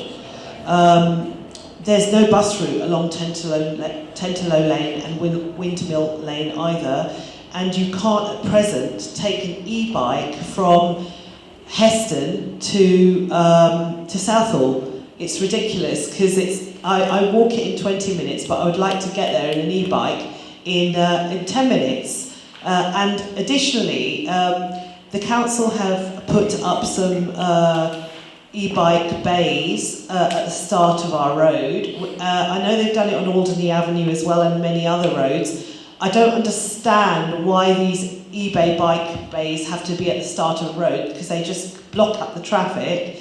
I know that there was a consultation about it. Well, there was a notice about it on a lamppost, but if you're old or disabled, you're not going to see those notices, or if you don't go out, if you're just sort of stuck indoors, you're not going to see those notices.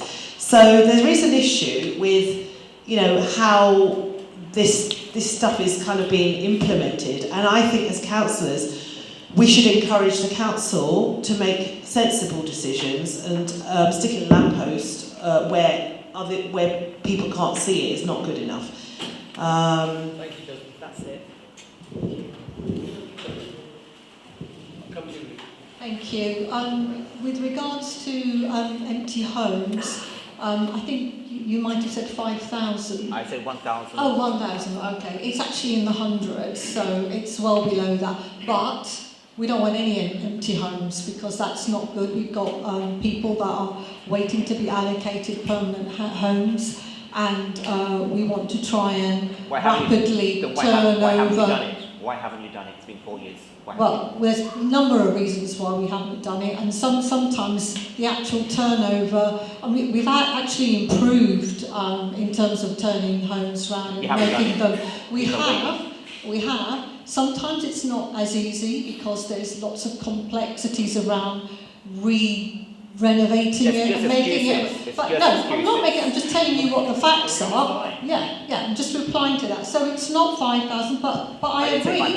We want it to improve. That's not a problem. But I wanted to really make a comment around Common Way and the redevelopment of that. There was a consultation that took place a few years back. I don't know how well you people here know the estate, but it is an estate that is really in need of renovation, and it's in need of knocking down and rebuilding again, and that will make much better quality homes for the residents there, and of course it will improve the landscape, everything in terms of the quality of life for residents. When we did do a consultation a few years back, there was overwhelmingly positive response from people to have that regeneration. Obviously we've had difficulties since then, but we want to have a look at that again, and we want to hopefully work with our residents and listen to what they have to say.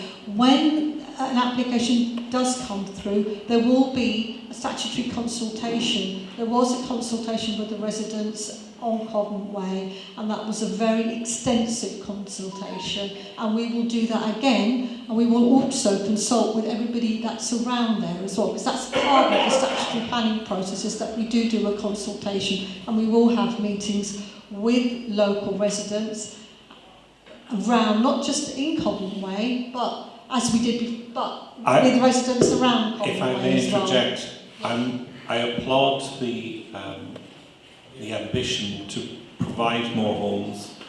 I've seen the plans. It will inevitably lead to less parking on the site because you've got an increased density. My question really was about transport and the availability of sustainable transport options for people on the periphery of the borough, where public transport services are very limited. How do we serve those people? Because otherwise they're going to end up isolated on the edge of the borough, and we want them to be part of it. Yeah, and it's a absolutely the right point to make, actually. So we work very closely with TfL.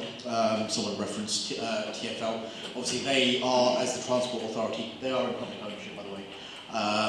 They are the people that will do the forecasting. What they use is data that we provide in terms of increase in population, both natural increases, but also as a result of the increase in potential developments and what that brings with it.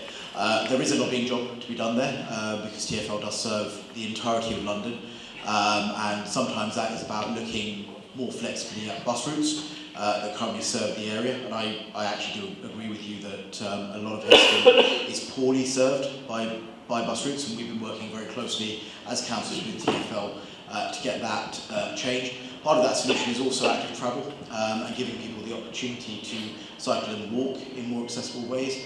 Appreciate that's not necessarily the solution for longer journeys. Bus routes are a good solution for that, but that's work that carries on going, and it's iterative, and it keeps changing as those projections change. So a prime example, actually, the two developments that you spoke about currently won't feature in the modelling because there's neither a planning application, it is just at rough form at the moment. So that is something that we will be focusing on as we get 2 or 3 years down the line. Thank you. I want to go to Paul and Guy Lambert, but Councillor Lull. Chair, thanks for giving me the opportunity once again to talk about the issue raised regarding transport links, etc. So, some of you may not know this, but I'll share this information with you. So, Sean has already alluded to the process in which this is taken into account, but all planning applications regarding certain level of housing within the borough, when a report comes to councillors, it will have sections within it which specifically cover transport issues and infrastructure issues, as well as many other issues. But the transport and the infrastructure are always picked up in these planning application reports once a planning application is making its way through the process. So just to reassure you, it's all taken into account. And hopefully the discussions that Charlotte has with TfL will also be fruitful going forward. I just want to pick up an issue about transparency and accountability as local councillors. And I want to just give you the opportunity to take on one issue that was just being brought up about the bikes. So previously we had Lime bikes within the borough, and we had an awful lot of, the introduction was with good intentions in mind, but the Lime bike people themselves weren't living up to their service level agreements, let's put it this way, and so we had to look at new options for them. So we brought in Avoy and Forest, I think, right? So other boroughs, adjoining boroughs, are going through their own iterations and trying to handle the situation. So if we had a pan-borough agreement, that would be fantastic. I think you have. But about transparency and accountability on Alderney Avenue, all right? Absolutely, there was a bike scheme to leave the bikes at the end of Alderney Avenue. Avenue, and I think that some of the residents on Alderney Avenue brought that to my attention, and brought it to the attention of the officers, and the result was that due to the inbuilt review process that we have for the introduction of bike stops at certain locations, there's a review process where if it's not going as well as we thought, or it's in the wrong locations, residents can feed back to councils, or councils can feed back to officers, and get some changes made. And the instance that she referred to regarding Alderney Avenue is a classic case where the council listened, and that site was removed. Thank you. There's already been for the bicycle. There has been put overload because the proper number of the gardens. And it's a nuisance because of the school traffic coming in and out with the kids up. Sir, you can object to that. You still have the right to do that. I hope you do something about it. Okay, thank you. I've got Paul and Guy Lambert, I think, wanted to speak. But Paul? Yeah. I'm a Heston resident. Two comments first, and then questions. One question, so two short comments. One of the problems you've got, Councillor Lars, especially for me, is that your manner and the way that you speak to people is patronising and dismissive. At the last area forum, it's a comment, it's not a question. The last area forum, I asked about the 10 Hounslow councillors and their friends and family being brought in and the other candidates being stood down. And you told me that I was politically canvassing in a political situation. So one of the problems you've got is awful communication.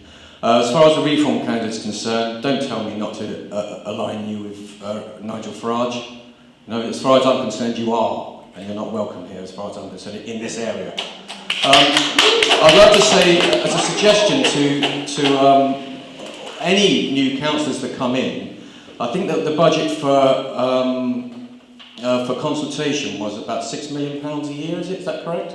Yes, slightly less. Slightly less, so, okay, shall we say 5? Out of that budget, maybe, I don't know, especially to the Independents and the Green Party, because I think I know what the Labour have already done, is that how about spending maybe 35 grand on each for 2 postgraduates to have a communication office and a consultation office, regardless of whether it's down to the business organisation that's proposing or not, just to inform the local people that are disgruntled because of your awful, terrible communication.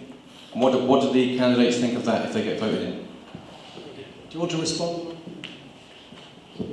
If I wasn't reform, would you say the same thing to me? If I wasn't wearing this stupid reform thing, wearing a badge. This is what you represent as reform. If you as a person, I'll speak to you later if you want. Yeah. But if you represent reform, you're not welcome as far as I'm concerned in this area. Why do you think I literally said do not associate me with them? Don't tell me not to associate you. I'm giving a public disclaimer to begin with. I'm giving a public disclaimer right from the get-go. No, that's why I said that first. Thank you. So, Thank you, Chair. as quick as you can. Okay, as quick as I can. So, apologies to that gentleman if he felt that my demeanour at the Air Forum was not to his taste. But just for clarification... Let Councillor Lowe reply, please, and you can comment. Yeah, just for clarification. So, sometimes we are very, very time limited at these Air Forums. And the Air Forums are really about local issues that the residents want to bring to our attention. So anything that seems to me is off the radar in terms of the line of question that you had, I ruled it out of order, and that's why I wanted to make the meeting go ahead. But I take on board your issue about how you might have felt about that, and I do apologise. Answer the question.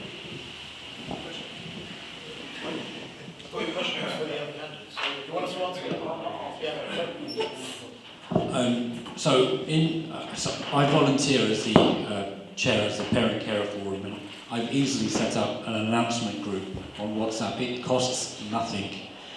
We can easily get information out there to residents. I just don't understand how their communication stuff works. To get information out, it really is easy. It's not hard. So I just think they're not doing something, obviously. We would easily put something. I can easily just set it up straight away. Almost these sort of things. They're not hard to get information out. Thank you. Sorry. Sorry. I've lost my train of thought now. I was going to say something. Communication. Sorry. Yeah. So yeah, we talked about communication. The other point that you made, the area forums that we have. I think we have 4 a year. Is that right? Is that right? 2 hours. Don't we think 8k is a lot of money for a chair for 4 meetings and a deputy we have? The last 2 are cancelled. Oh, so for two forums, 8k for a chair? I don't know, that seems well excessive to me. Yeah, I think you're right about the communication. And one thing that we as Conservatives actually want to bring is that communication and transparency. And as you mentioned, it's very easy to set up. Even right now, even if I don't live in an area like Westway or Queen's Gardens or whatever it might be, I put myself in those groups. I've asked residents to add myself into that group so I can update them what I'm doing every single time. We go out door knocking literally every single day. We spend a few hours every single day to understand the issues, and it isn't that hard. We're already doing it. And we really want to bring that transparency. I already have a social media page with 1,400 followers, and people are already showing me and telling me and DMing me, this is what we want to do, please help me with this project. And whatever I can do as of right now, without authority, I am doing. So I am on the works, and if you vote for us, we need change, we need fresh blood, people who are born and brought up in Hounslow, and we can only do that with your support. I cannot do this alone. Thank you.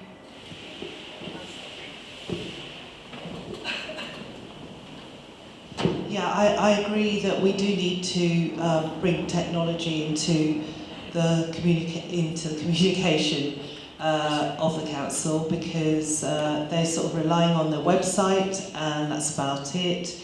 Also, there's 3 councillors per ward, and if you had the will, you would be able to connect with those people. But the problem, what's missing, is the will.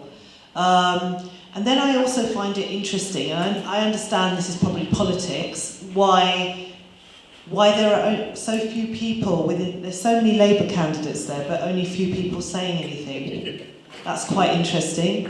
I am standing as a single Green. I didn't feel that I wanted to put in somebody who didn't know about Heston into the mix, but it seems like they could say something. Just saying. It's the same people. Chair, do you want to take a call?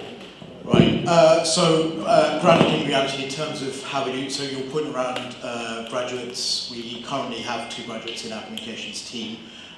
We are present as a council on TikTok, Instagram, Facebook. We also have a WhatsApp channel that broadcasts on the back of every single Hounslow Matters magazine. There is a QR code that makes it as easy as possible to sign up to that. Numbers are going up, but we want more from that. The reason we employ the graduates is not only to train them up to get their insights from young people in terms of new ways to communicate, hence the TikTok, but I mean, let's face it, we are a council, we do serious business, and sometimes those messages are serious. They're not always going to be fun, but we are trying to get the message out there. I'm sorry that my colleagues across the table have completely missed that. Perhaps it's willful, perhaps not, I don't know. But Jasmine, that's a really cheap shot from you, and I expect better from you. Can I respond to that? Hang on. One second, please. I want the next few questions to go to some of the councillors who have not spoken so much. So can I was just going to add. Just quickly, please. Yeah, I need to go I'll to be very quick. I was just going to add to say that obviously we always want to communicate with as many residents as possible, and we've done a lot in terms of stepping up our engagement. I do appreciate there'll be there'll be a number of residents who won't use social media channels, and one of the things that we want to do, which we are doing, is encouraging people who aren't digitally excluded to come into our libraries and get free training to do that, because we want to engage with as many people as possible through all the various channels, but we know that Thank you. not one size fits all. Thank you very much, Councillor. Guy Lambert, did you want to say something? And then Yeah, my question is about democracy. Before the last election, we had election to most of the committees in the council. From the middle of 2022, everything is appointed by the leader. So that we're in the planning commission, planning committee, we've got 15 members, 14 of them are Labour, one is the leader of the Conservatives. This includes the lead member for development, which seems to me like a complete clash of interests. We've got the chair of the Labour Party in Heston, Feltham in Heston, I believe. We've got the chief whip. All of these are on there. As a result of that, we haven't had a single planning decision either rejected or deferred since May 1924. Sorry, 2024. So to pretend there is any democracy in planning, there used to be. We used to have lively elections within the Labour group about who would be on the planning committee. It was very prized. Now there is none. When they're on there, they've got the whip sitting there saying you better vote this way. So that's what's happened. And the debate in the planning committee used to be very lively. There clearly isn't any now. So I'd like to know, and the other thing, of course, is selection. Selection in the Labour Party used to be, you had candidates, the candidates put up their statement, and we voted. Then, when my lovely ward partner left the Labour Party because she was pushed out, I got foisted with another one who lives in Cranford and has done nothing on the basis she was the only available candidate. That is not good. And I'd like to see, if the Labour Party remains dominant, as it quite likely will, I'd like to see some democracy injected within the Labour Party to give the rest of us a chance to see what's going on. Thank you. So this is a question about transparency and democracy. Who would like to respond to that? Well, I am the leader of the council, so it is appropriate that the leader responds. They're not the leader of the council.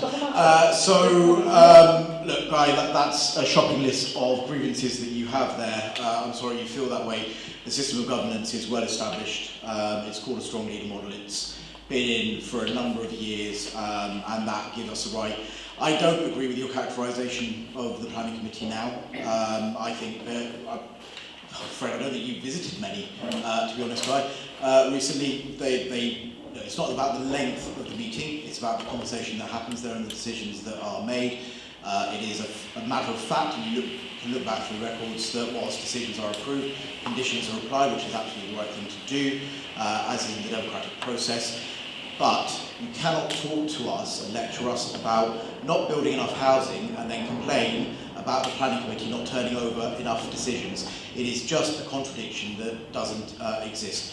As for the Labour Party selection process, that is run by the National Executive Committee of the Labour Party. It is not in my hands, and that is the process that has been run. Look, we started this evening by saying, with my colleagues opposite, saying that you need to vote out the Labour councillors. If that's what happens, then there'll be a new administration. That's how democracy works. Thank you. There's a lady in front of you. You want to say something? This lady here? Yes. And then there's a gentleman here. In a minute. You first. You're talking about communication. Oh, sorry. You're all talking about communication with us, the residents, but you were talking about it in terms of like social media. And yet, earlier in the meeting, you were saying that the profile of the area is actually ageing. And I know loads of older people who are not savvy with social media.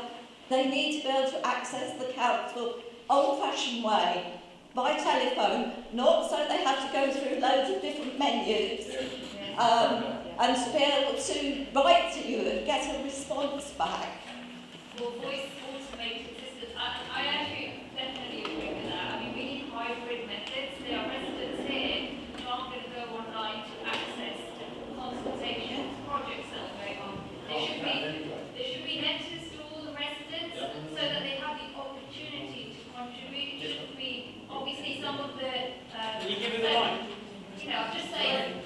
sorry, I've been interrupted, but I totally agree with that point. I think, you know, we don't find out about these consultations or projects unless you are fortunate enough to be part of a group, an action group. You know, and as candidates, you know, what are you going to do to help, really integrate the community residents and make, share their views? Okay, now I'm going to, so those two of you finished, yes, what was to say? My second point was just about the levels of fly tipping in the area. I go along on litter picks with HAG. I've also reported stuff via Fix My Street, but the same places are repeatedly flighted over and over and over again, and it's sickening to walk down the street and you see it cleared, and then the next day it's right back there again. Okay, thank you. So I'm going to go to the Labour candidates first, and then I want to come this to the other candidates. There are two issues. One is about communications and how to manage communications and how to improve that, and the other one is about very specifically on fly tipping. So two issues. Regarding the communication, I was a former employee of the London Borough Council, and you can go into the council and there are phones downstairs which you can access, and then also there is a reception point where you can go and put over your what is happening, and then the security and everyone are really helpful, because I used to work there at one time, but I'm retired now.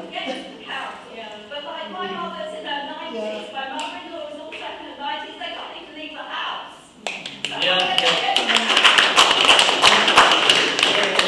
What about your local councillor? You could, if you get in touch with your local councillor, they will really help. And that's why I'm standing, because I'm really passionate about elderly and about the area, and that's the reason why I am standing, to help. And I'm hoping, I used to sit your side, I'm sitting this side, and I'm sure I'm going to be told everything is legal, you've got to do it this way. And I want to change, and that is why I'm standing. Thank you. Hi, thank you. The reference to fly tipping is an issue which is not only faced by Heston or Hounslow, it's throughout the country. And here in this borough, what I feel is I've been out and on walkabouts. The basic problem here for fly tipping is the behavior of certain residents, right?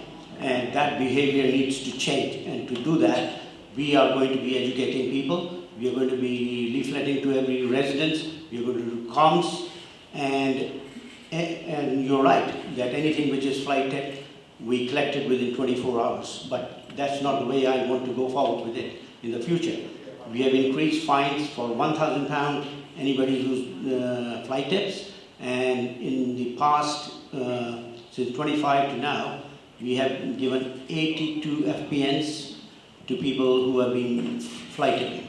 And where there are fly tipping hotspots, we are planning to put skips so that people can put their stuff in there, and even we are introducing household stuff like settees and all to be collected from residents free of charge, because they were being charged earlier, right? And there's something else which I'm... Can you come back to it? Sorry. Yes, at the moment. Your colleague? Yeah, actually, I think it's a two-point issue, really, isn't it? Is that we've got to be discouraging people from doing the fly tipping and holding people to account who do it, but also it needs to be made easier for people to do the right thing. And that's why I'm very pleased in our manifesto that we're pledging to bring in neighbourhood skip days like they have in other boroughs, where you can bring your rubbish and you can throw it in there if you're a local resident to make it a bit easier rather than going to the dump. And we also want to make that first bulky waste collection of each year free, and that's saving £41. Again, makes it easier for people to get rid of up to 5 heavy items, and we can do that because we've got more money because of the fair funding. And we're also trialling a adjustment to the booking system at Spaceway, so people don't have to make an appointment during the off-peak hours, to make it a little bit easier for people to get rid of their rubbish. And this is all in our manifesto, by the way, which we've got, to the credit of the Conservatives, they've got too. Be wary of the other parties that don't stand on a manifesto. We've got 62 pages you can hold us to account on next time, and you might have a go at us for it, but there it is. There you go. And I have to say that I find it pretty galling that people are slagging off party politics, where you've got tried as a Liberal Democrat, failed, emailed the Green Party to stand as a candidate and was turned down, and we've got all these people here who've tried party politics in different ways, and they've shuffled around the deck of cards, and it's more of the same, unfortunately. So yes, I'm a proud political party member. I'm happy to nail my colours to the mast. I'm not a chameleon like some of these people. Thank you very much. We are doing more of the same. Comes somebody who works for the Labour Party, a prime example of the uniparty system that is designed to suppress us and keep us aside. We are doing more of the same. We are the change. We are going to be the alternatives. Yeah. So what's the weather like in Manchester today, Tom? Have you been up there, mate? No. Yeah? You liar. How long have you been in Hounslow? How long have you been in Hounslow? How long? What school did you go to? I went to school in Manchester. I'm from Manchester. Are people Okay, not so allowed how to long have you move been in house? Do we live in a medieval feudal system where you must stay in your village for the rest of your life? How dare you? How long? I've lived in Heston for 2 years. How long have you been in Hounslow? I've lived here in Heston for 2 years. I worked here in Hounslow for 4 years. I first came to Heston in 2019 when my ex-girlfriend lived on Worthing Road. Is that good enough for you? What enamoured you about this area so much that you want to be a councillor? It's the first part of Hounslow that I moved to. When I started working here 4 years ago, it's the place that I naturally came back to because it was a bit that I knew. I like it here. I like the fact that it's affordable to live-ish as a young person still. I lived on 2 North Hyde Lane over there. £1,400 a month it cost. It's more affordable to live here than in Manchester. What? Do you want me to go back to Manchester? Stay in Manchester. Sorry. It's more affordable. I noticed that you're registered with Chantaloo's address at 15 Burns Way. So it's more affordable there. What rent are you paying? What rent are you paying? How dare you ask me? How dare you?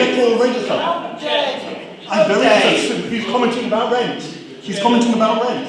So this is the change you want. This is the change you want. Personal attacks. What's going to happen if they start complaining out there? You're going to start personally attacking them. Is that what you're going to do? Oh, look at this. Look at this. Uniparty. Uniparty strategy. Chair, we're talking about flight tipping. Yes. We are talking it's about fine. flight It's tipping. flight tipping. So They've got 62-page manifesto. In the past, how many broken promises have we had from you guys? Yeah? It's great to print and say whatever you want. We've seen it. I always say I'm a resident first. We're not a party, we're independent, which means I answer to you guys. I don't answer to any party or anything coming from above here. I'm just answering things for residents. We want to make things better for us. Okay, that's it. Thank you.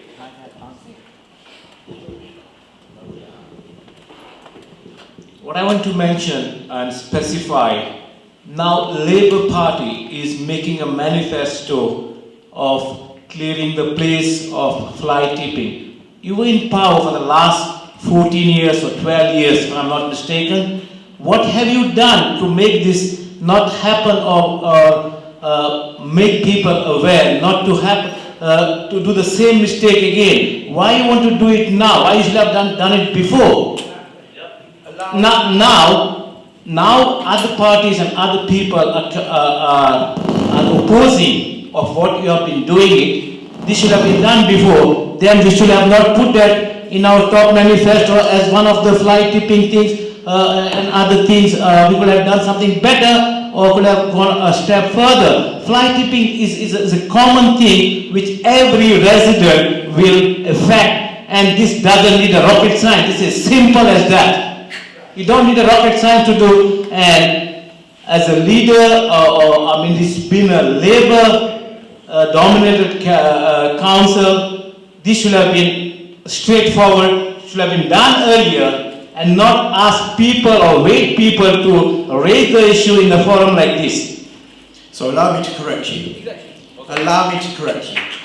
Your government cut 60% of my funding over the last decade. 60% of the funding. Now, if I took 60% of your funding away, what would you do? You'd be able to do very little, and you have done very little. You have killed local government, and you can sit here now and tell these people that nothing's been done. Well, this council has still run despite your party, so I'll take no lectures from you.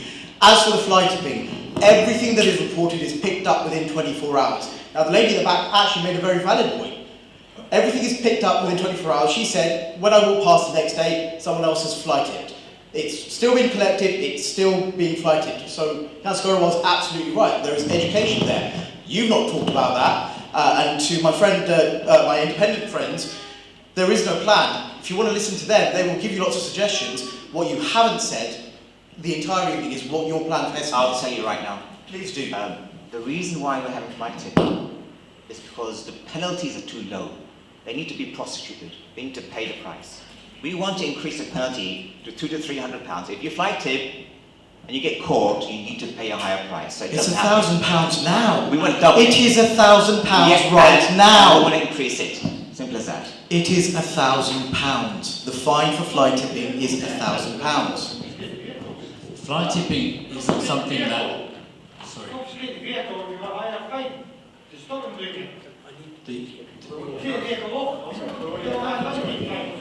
It's the legal limit. This gentleman here, please, in the blue jumper. Thank you, good evening. I'd like to ask, you mentioned a TikTok account, which I appreciate the council has a lot to do, so it might be difficult to manage, but the last post was in 2023. Is there any reason for the seeming abandonment, or is it just a lack of engagement? I wasn't aware it was 2023, so I'll take that away. I wasn't aware of that. It's not deliberate abandonment, I don't think. I think part of the reason we've got the two graduates is because it is a different beast to the other traditional social media. So I appreciate you bringing that up, and I'll take that away. I'll answer that. London Borough Council followed me on Instagram yesterday. So someone is on a social media page somewhere, because I don't follow the London Borough Council, but I get a notification less than 24 hours ago.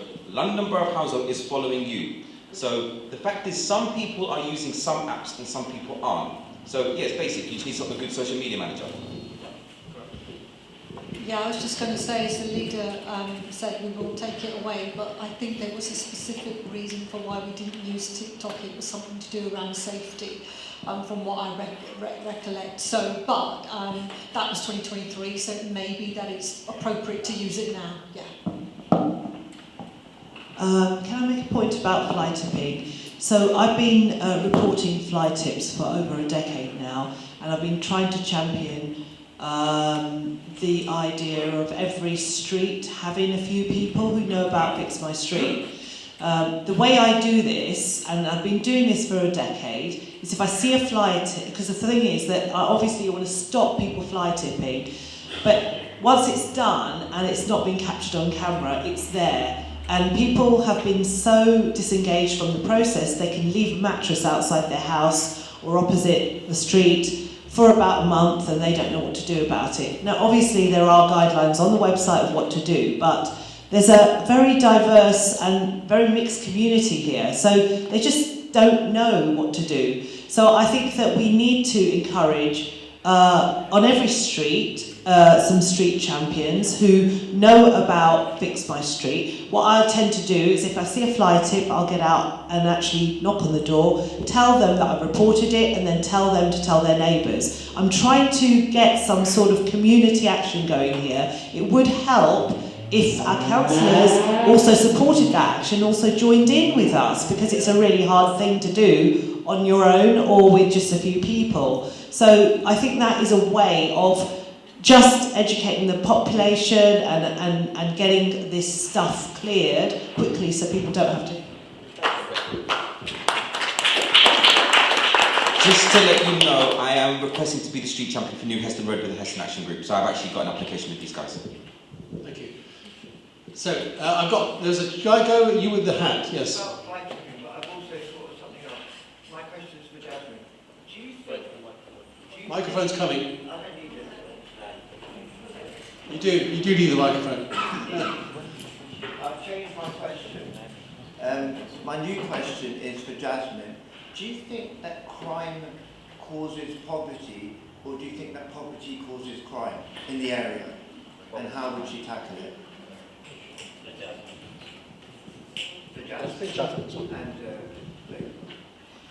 I think poverty causes crime. I think when people are disenfranchised and have no hope, they don't know where to turn. They see society turn against them. They see institutions not supporting them.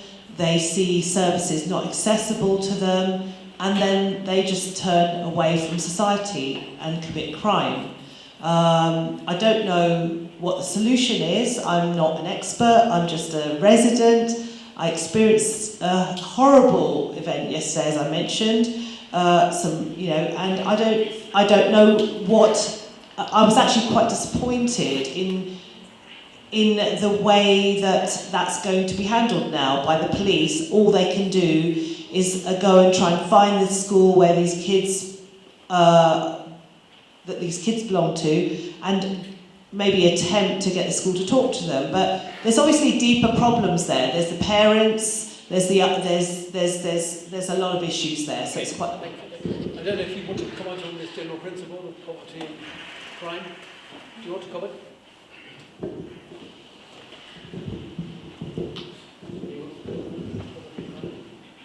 So I like what you said, Jasmine, and another reason why I came into politics was also because, yes, I am a first-timer, but I've faced a lot of personal instances and where I've not been heard from council, and so this is why I'm stepping up to bring that change.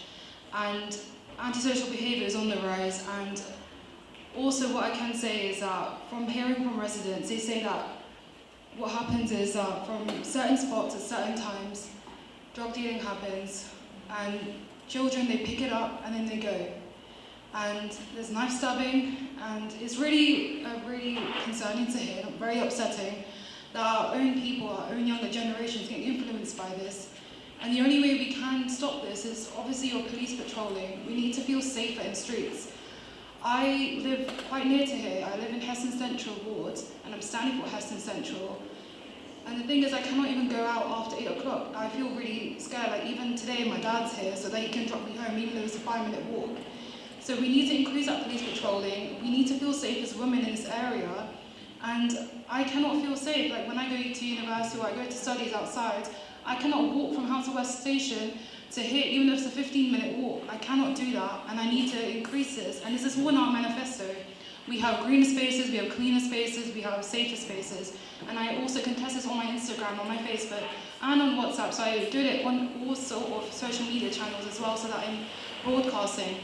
My grandma, she goes to the knitting group in Heston Library, and she tells me the issues that all the people face as well. So I understand that for a fact. And from that, I've joined the knitting group as well, so I can reach out to the older people that way. And I also go personally to houses where I know that they can't walk, and I've given them my number, my second number, not my personal, because obviously that's not safe to do so. And I am actually reachable and accountable. So this is what I want to address, and yeah, that's pretty much it. Thank you. Well done. Good chair. Well done. Just to add a few points to the gentleman, you just asked what poverty leads to crime or crimes lead to poverty, isn't it?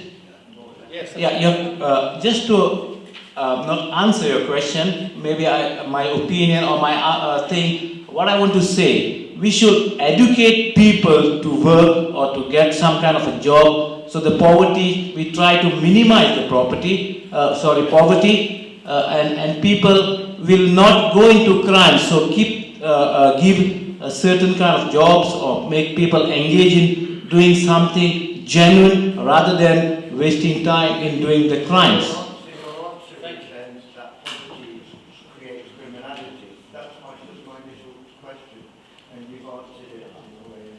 Okay, thank you.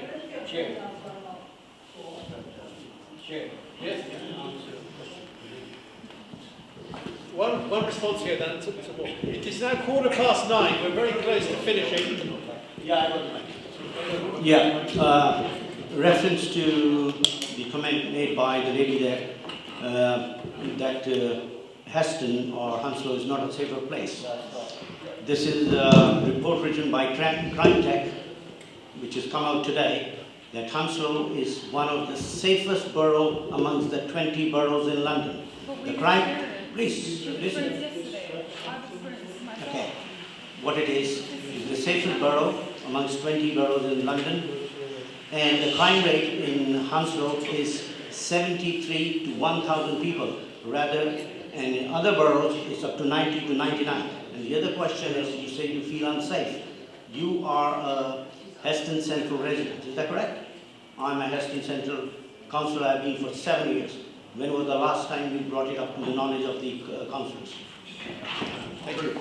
Kuwan, I'm going to have to go past you. I'm so sorry. There's people who haven't spoken. The lady here, please. Yes? You? Hi everyone. I'm a young person who lives in the borough, and well, we've heard a lot about antisocial behaviour.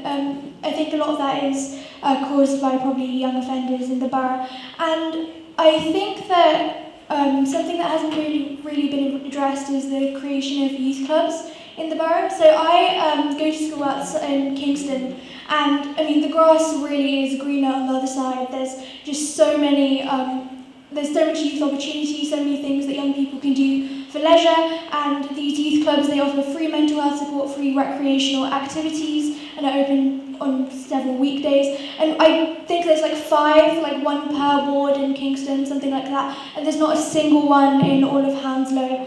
And I think that would really do a lot towards tackling antisocial behaviour in the future.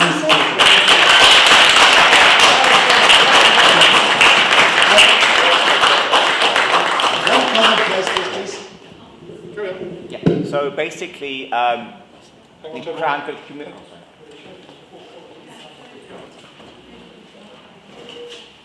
Basically, I work. Underneath. On and off. Use this one. Okay, thank you. So basically, there are clubs for people of all ages in Cranford Community College.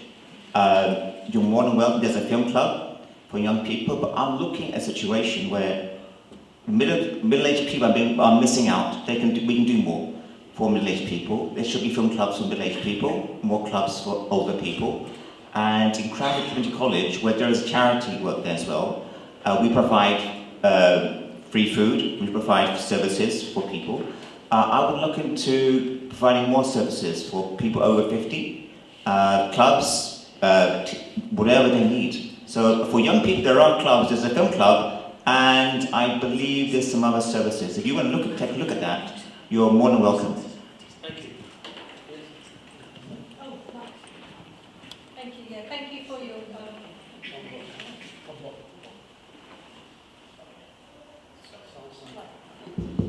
Thank you for your question, actually, and it's nice to hear from young people. Sorry, no disrespect to anyone who might think that.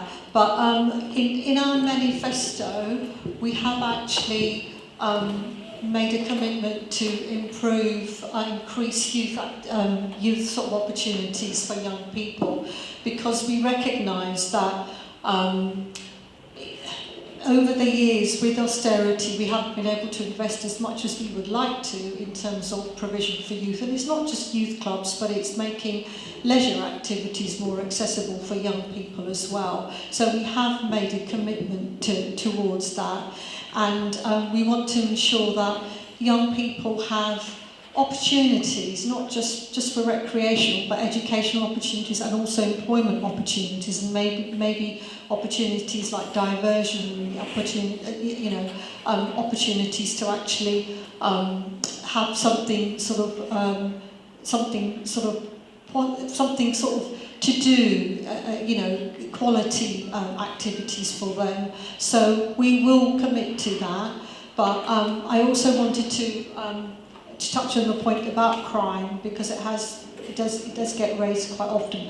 We are a low crime borough, and but we're not complacent, because we realise that the perception of crime not feeling safe is quite high, so we need to address that.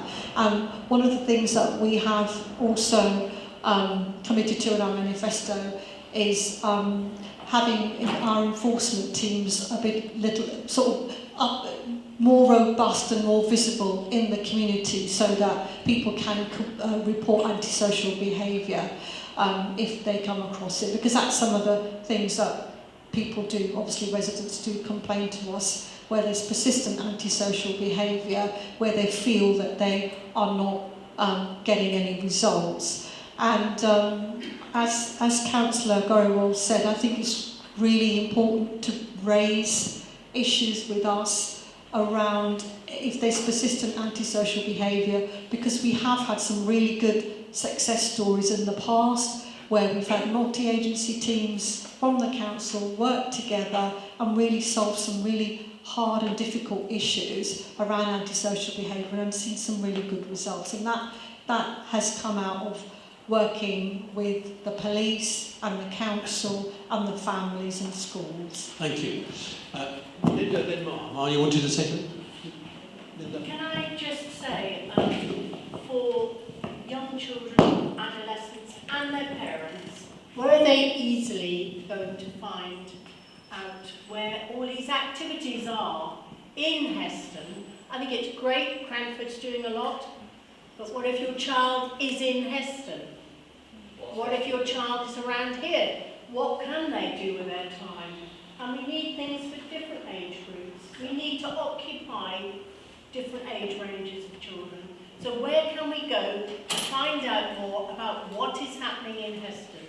You can go on the local website, the local offer, and that will tell you where activities are and where they're actually based. I think one of the challenges around this is that council will promote activities that they're aware of, but there are so many other activities that take place, and it's quite hard. So, for example, I remember when my kids were going to activities, it was really kind of word of mouth finding out what it was. But you're right, there is so much out there.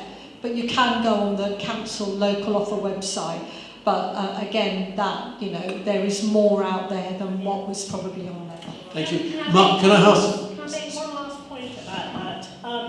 Heston has no place for pupils to go. You often see pupils from Heston School out for their little lunch, jauntily walking along, having a good chat. It's such a shame that perhaps the council can't provide a place for them to go and feel a bit safer in some kind of facility within Heston. There are very few cafes that I would want my child to go into. I'm thinking about unhealthy food. It's just a shame that we can't put more into that. And I'm saying this to the Labour group, the Greens, and the other parties. Thank you. What can we do to bring young people together in a safe way? So your point's absolutely right, and that's why we made a commitment for youth clubs. But it's not just about youth clubs; it's about youth opportunities, youth provisions, both outside of the formal school setting and around the school settings as well. Look, we're incredibly fortunate as a borough. We've got lots and lots of assets, be they buildings, and so really understanding what is where, what can be used and how can be used. And it's not necessarily about us occupying it, it's about somehow, actually, I agree with Tim, there is so much out there that, are we going to lease, rent, whatever it is, whatever that method is, to some of these organisations so that kids from Heston or Cranford School or wherever it is can go there of a lunchtime and do something creative. That's the whole motivation around this, because we do appreciate, as a result of austerity, one of the first things that go are non-statutory services, and unfortunately youth services were non-statutory. It's the hardest thing that as Labour councillors we have sat around the table and had to cut, but it's also therefore the first thing as a Labour council when the financial position is improved, we want to bring back in. And we want to do it properly, but it will take a little bit of time because it has been decimated. Thank you. Jasmine and others. Yeah, I'm really pleased to see yes, a few young people in this audience actually, and I think we should encourage young people because they've got good ideas, and I think that we need spaces, shared spaces where young people can engage not only in creative things. We've got a lovely Heston village, but it just seems to be full of vape shops or betting shops or chicken shops. It's an ideal place for a community hub, community interest company or some sort of social enterprise hub place where children of all ages could come. They could learn things. They could have a coffee. You know, I can't believe in such a lovely central part of Heston we haven't got a decent coffee shop.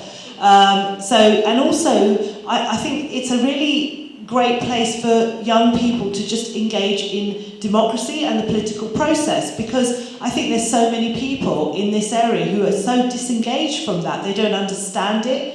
People don't understand. All the people I've spoken to don't understand really what the local elections are about. They assume that they've got to, if they voted Labour in the nationals, they've got to tick 3 ticks in the locals. That's not true. That's not healthy politics. We need a mix of politics. We need different voices in local politics so that we can hear different views and come up with good ideas. We need young people to come up in politics. I'm all for the people down on the ground doing community work. I spoke to somebody yesterday.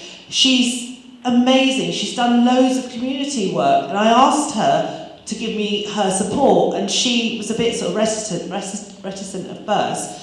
But then she said, oh, that means I could be a councillor. And I was like, well, why aren't you a councillor? You should be a councillor, because these people who are doing the work on the ground need to come up, and the young people need to come out. Thank you.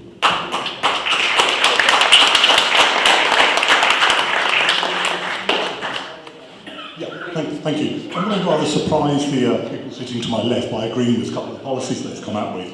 Firstly, the idea of prevention as opposed to cure as far as fly tipping is concerned, putting in open access to get rid of rubbish, basically. So I do think that preventative measure will be good. And secondly, on the concept of youth clubs. As a young man growing up in Hounslow and having gone to Cranford School, we had lots of access to youth facilities, youth clubs, sports facilities, etc. I do feel an awful lot of that has now disappeared and has become difficult to access. And certainly the youth, so full of ideas, that is probably the most important and influential part of your life. That's what influences what your thoughts are, what your creativity is. And I do think over the past 20, 30 years that I've been here, that has radically declined, and accessibility to it has become much harder. So we need to make it accessible again. For some of you that may know me, I actually studied classical guitar. It used to cost me £5 a term.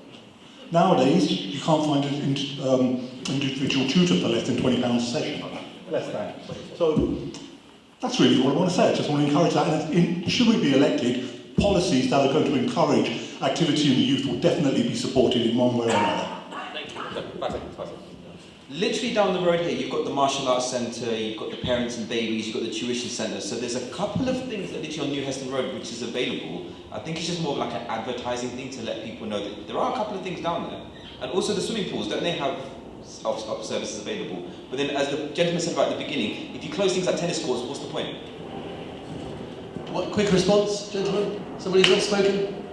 Somebody else in the general bid? Would you like to speak? Would you like to speak? It's regarding legal building. It's regarding what we're talking about. Youth services.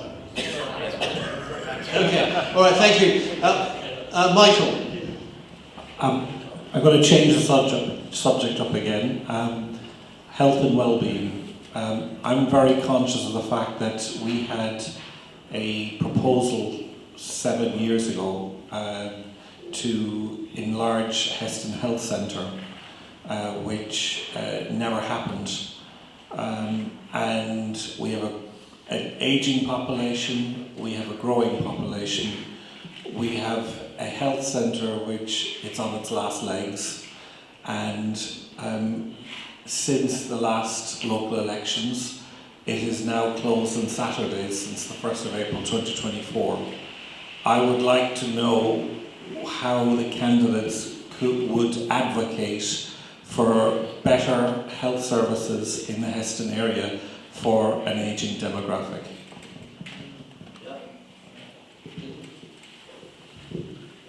Yeah, thank you for the question, and of course a really important one. So the health and well-being of our residents is really important, and as a council we have a statutory duty to promote that, and we will do it by understanding what the local health needs are and addressing those, whether it's through our outreach teams, it's through our campaigns around educating, healthy sort of promotional work.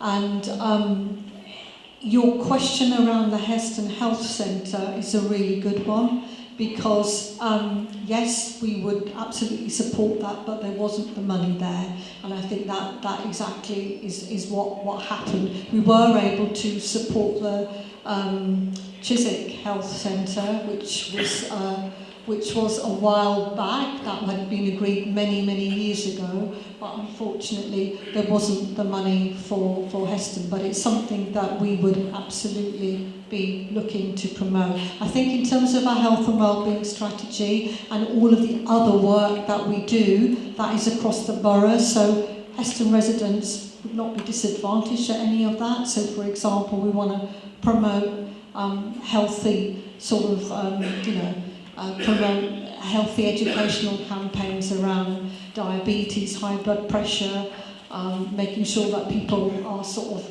healthy as possible, because we know that if people are healthy, then it costs it costs less to the economy, but also it's better outcomes for them, and it costs us less as a council.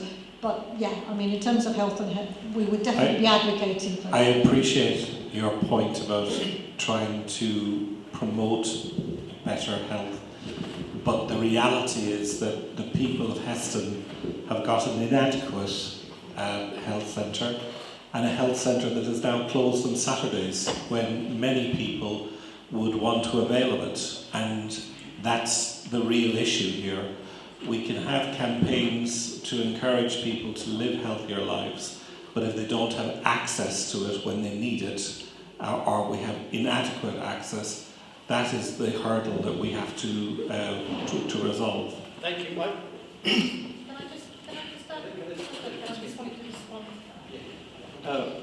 A very good question, gentlemen. If I am elected, I promise you that Saturday or even on Sunday, the health center will be open for all ages. I give my best shot. As a common sense, we say health is wealth. As the madam says, if they have no good health, what's the point? They are all sitting here with bad health. If we don't care for our own people's good health and giving excuses of lack of money, lack of fund, we should provide more fund for health rather than other activities, or give priority to the health first. This is only my comment, and as I said, if I am elected, I will make sure the health will be given one of the top priority for all ages, and Saturdays I will give my best shot to keep it open, because some people are working on other days. They are only available on Saturday. I do understand your valid point. Thank you. This is 2 points. It seems like Chiswick, the richer part of the borough, seems to get what they want. We don't get it. Point one. And the second point is, this is again, we have to look at this holistically. If we want to keep building flats and whatever we want to build, that means our population is going to increase. This is a no-brainer. We have to have health facilities. It's part of the deal. We can't say no to something. Educate. All of this comes into education. The lot. There's going to be more rubbish. So recycling. Everything needs to be looked at. Everything needs to be holistic. Residents need to be part of that as well. We need to look at everything. Thank you. I just wanted to make a really important point, which I omitted. It is an NHS facility, So it wouldn't be within our power to build one. But what I suppose I didn't articulate very well is that we work with our NHS partners to invest whatever we can. And that's what we did in Chiswick, to invest a small part of what was NHS money. And it would be the same issue here in Heston. So it's not that it's within our gift to be able to do that completely. I run a mental health service in Felton which is completely free of charge. So half the services that are available don't cost a penny. So I'll just bring the Felton service to Heston, offer it to the people here, and you can have mental health service for free. No money needed, no taxpayer, no excuses. No. I'll come back to you, Councillor, but 1 second. Sarah.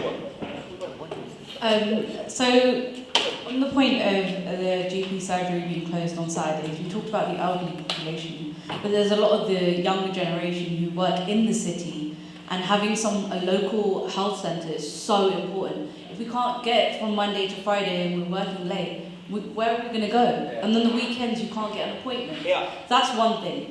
Now the second thing is about the Chiswick. I've been to both Chiswick and this Jersey practice. There's a massive difference. Why did you invest in an area which is already developed, where it's thriving in the community, but in Heston there's such a stark difference to the facilities, to what the whole infrastructure is? It's completely different. And I've grown up in the area, and being able to witness both is such a disappointment in the comparison between the two.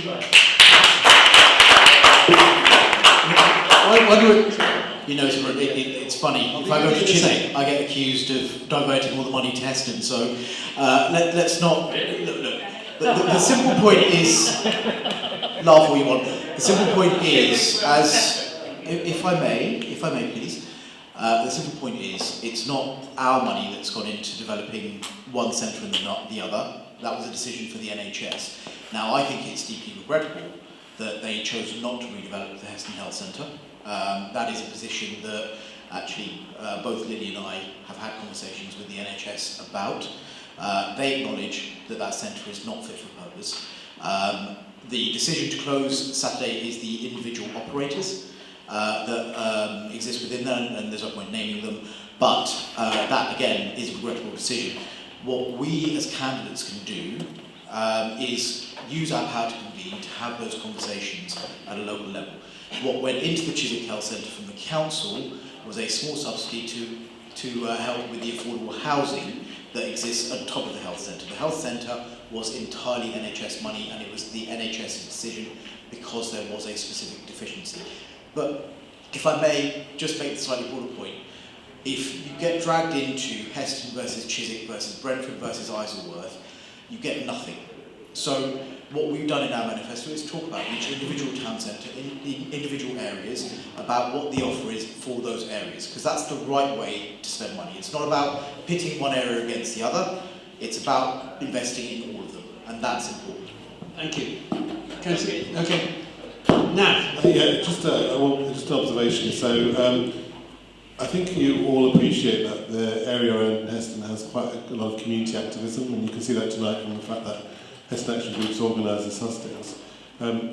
We're not the only community group in the area. There's other community groups in Cranford Action Group and Sea Change, etc.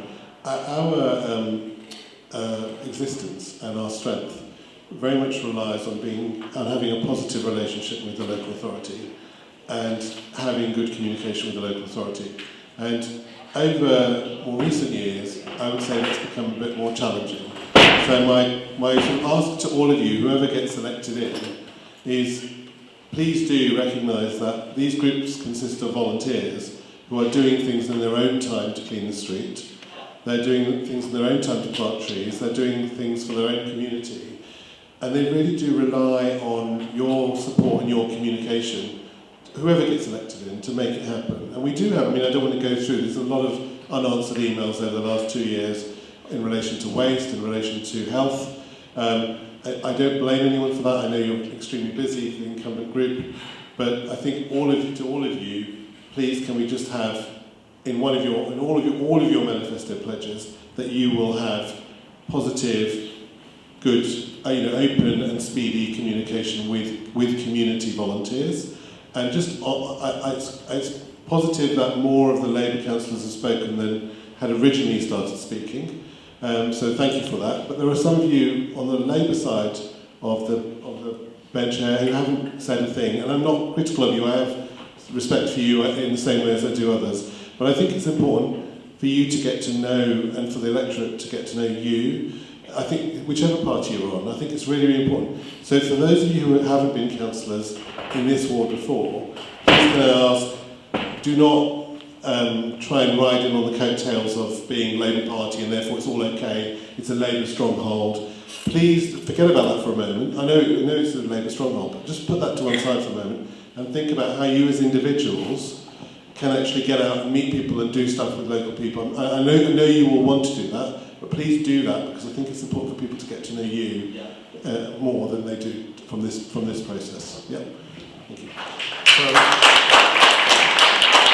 So I am responding as a leader of the group now. I mean, all those points are valid. I said at the beginning of this evening, we don't take incumbency for granted. We are hungry for every vote and for every piece of casework that comes through. And naturally, in any group, you'll have some that are better on the street, some that are better at events like this. That is perfectly normal. So I appreciate your comments, and I don't hold it against any one of my colleagues that hasn't spoken this evening. That's not necessarily what they'll do. They'll have conversations outside of the formal meeting.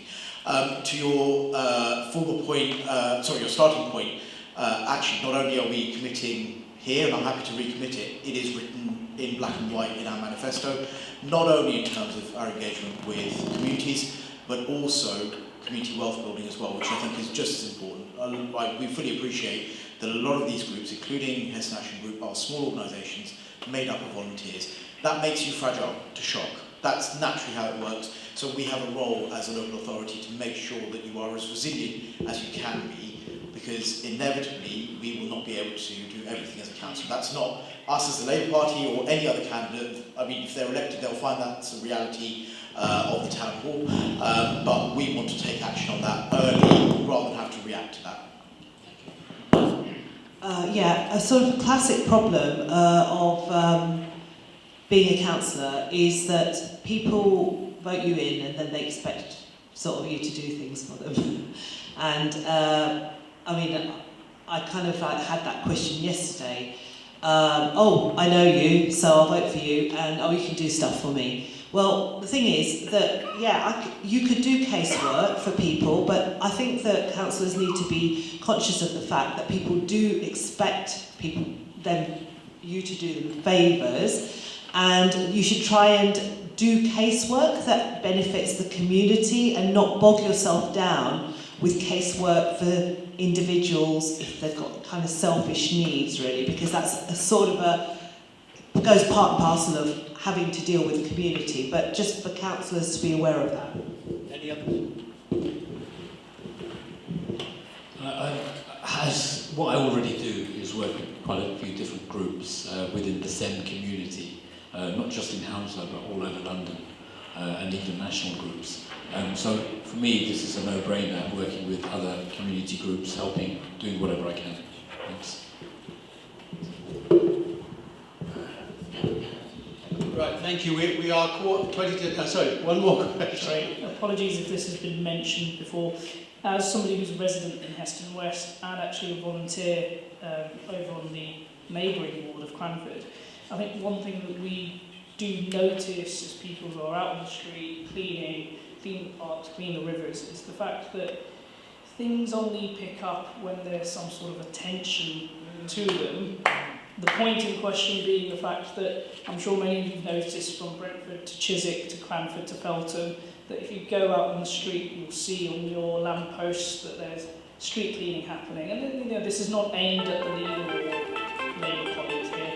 It's a question for I think everybody who's currently in the authority or who's going to get elected, is the fact that why is it that we as residents only notice our streets being painted, much like Cranford Lane, if you walk down, it's recently been repainted in the last week or two, streets being cleaned only when there's an election. And that's it's not a criticism, it's more of a please take this back. And I'm sure the cogs of bureaucracy are many, and the officers in the council do a fantastic job, the cleaning teams do a fantastic job. It's that the only nagging issue is that we as residents only see it when there's a by-election or an election, and we think to ourselves, what's going on? You know, certain streets only get paved if there's attention drawn to them. So it's more of a feedback rather than, you know, a point of criticism. So please do take that back and think. And I'm sure the schedule's miraculously aligned with the election dates. Thank you. Yeah. You're 100% spot on. 100%. No, I don't know, I'm passing it back. No, but you're 100% right. Any response? Gopri, I take on the broader point, and I'm trying to be charitable because I know you're a candidate in Cranford, so there is a political bent to what you just said. But I fundamentally disagree with this notion that anything just starts happening because of an election. There's a schedule, hold on, please let me finish. There's a schedule of work that happens. Sometimes that happens near an election. What has changed, what I can tell you, has been increased in the lead up to the election because of the timing of funding announcements, is the increase in street cleansing. Now, that was every 2 weeks. At the end of February, the government announced what our final settlement was. We set the budget on that basis, and I was able to put £750 million additional money into street cleansing so that it can be every week. That's not me thinking, that's not electioneering, that is just the way the timetable works. I think what we're in at the moment is increased scrutiny, so what is normal work looks like we are doing something for electioneering. Quite frankly, if I wanted to do that, I would stand next to the painted road and go, look, we delivered this. And I haven't done that, and none of us have. That is just the way work goes, and that will carry on. So a lot of that investment will carry on post-election. Again, that is all in the manifesto. Thank you. Any response? Okay, in which case, we are 9:45. I'm going to conclude this hustings to thank you for coming. Thank you all for coming and for the observations and comments you've made. They've been extremely helpful. Thank you very much indeed.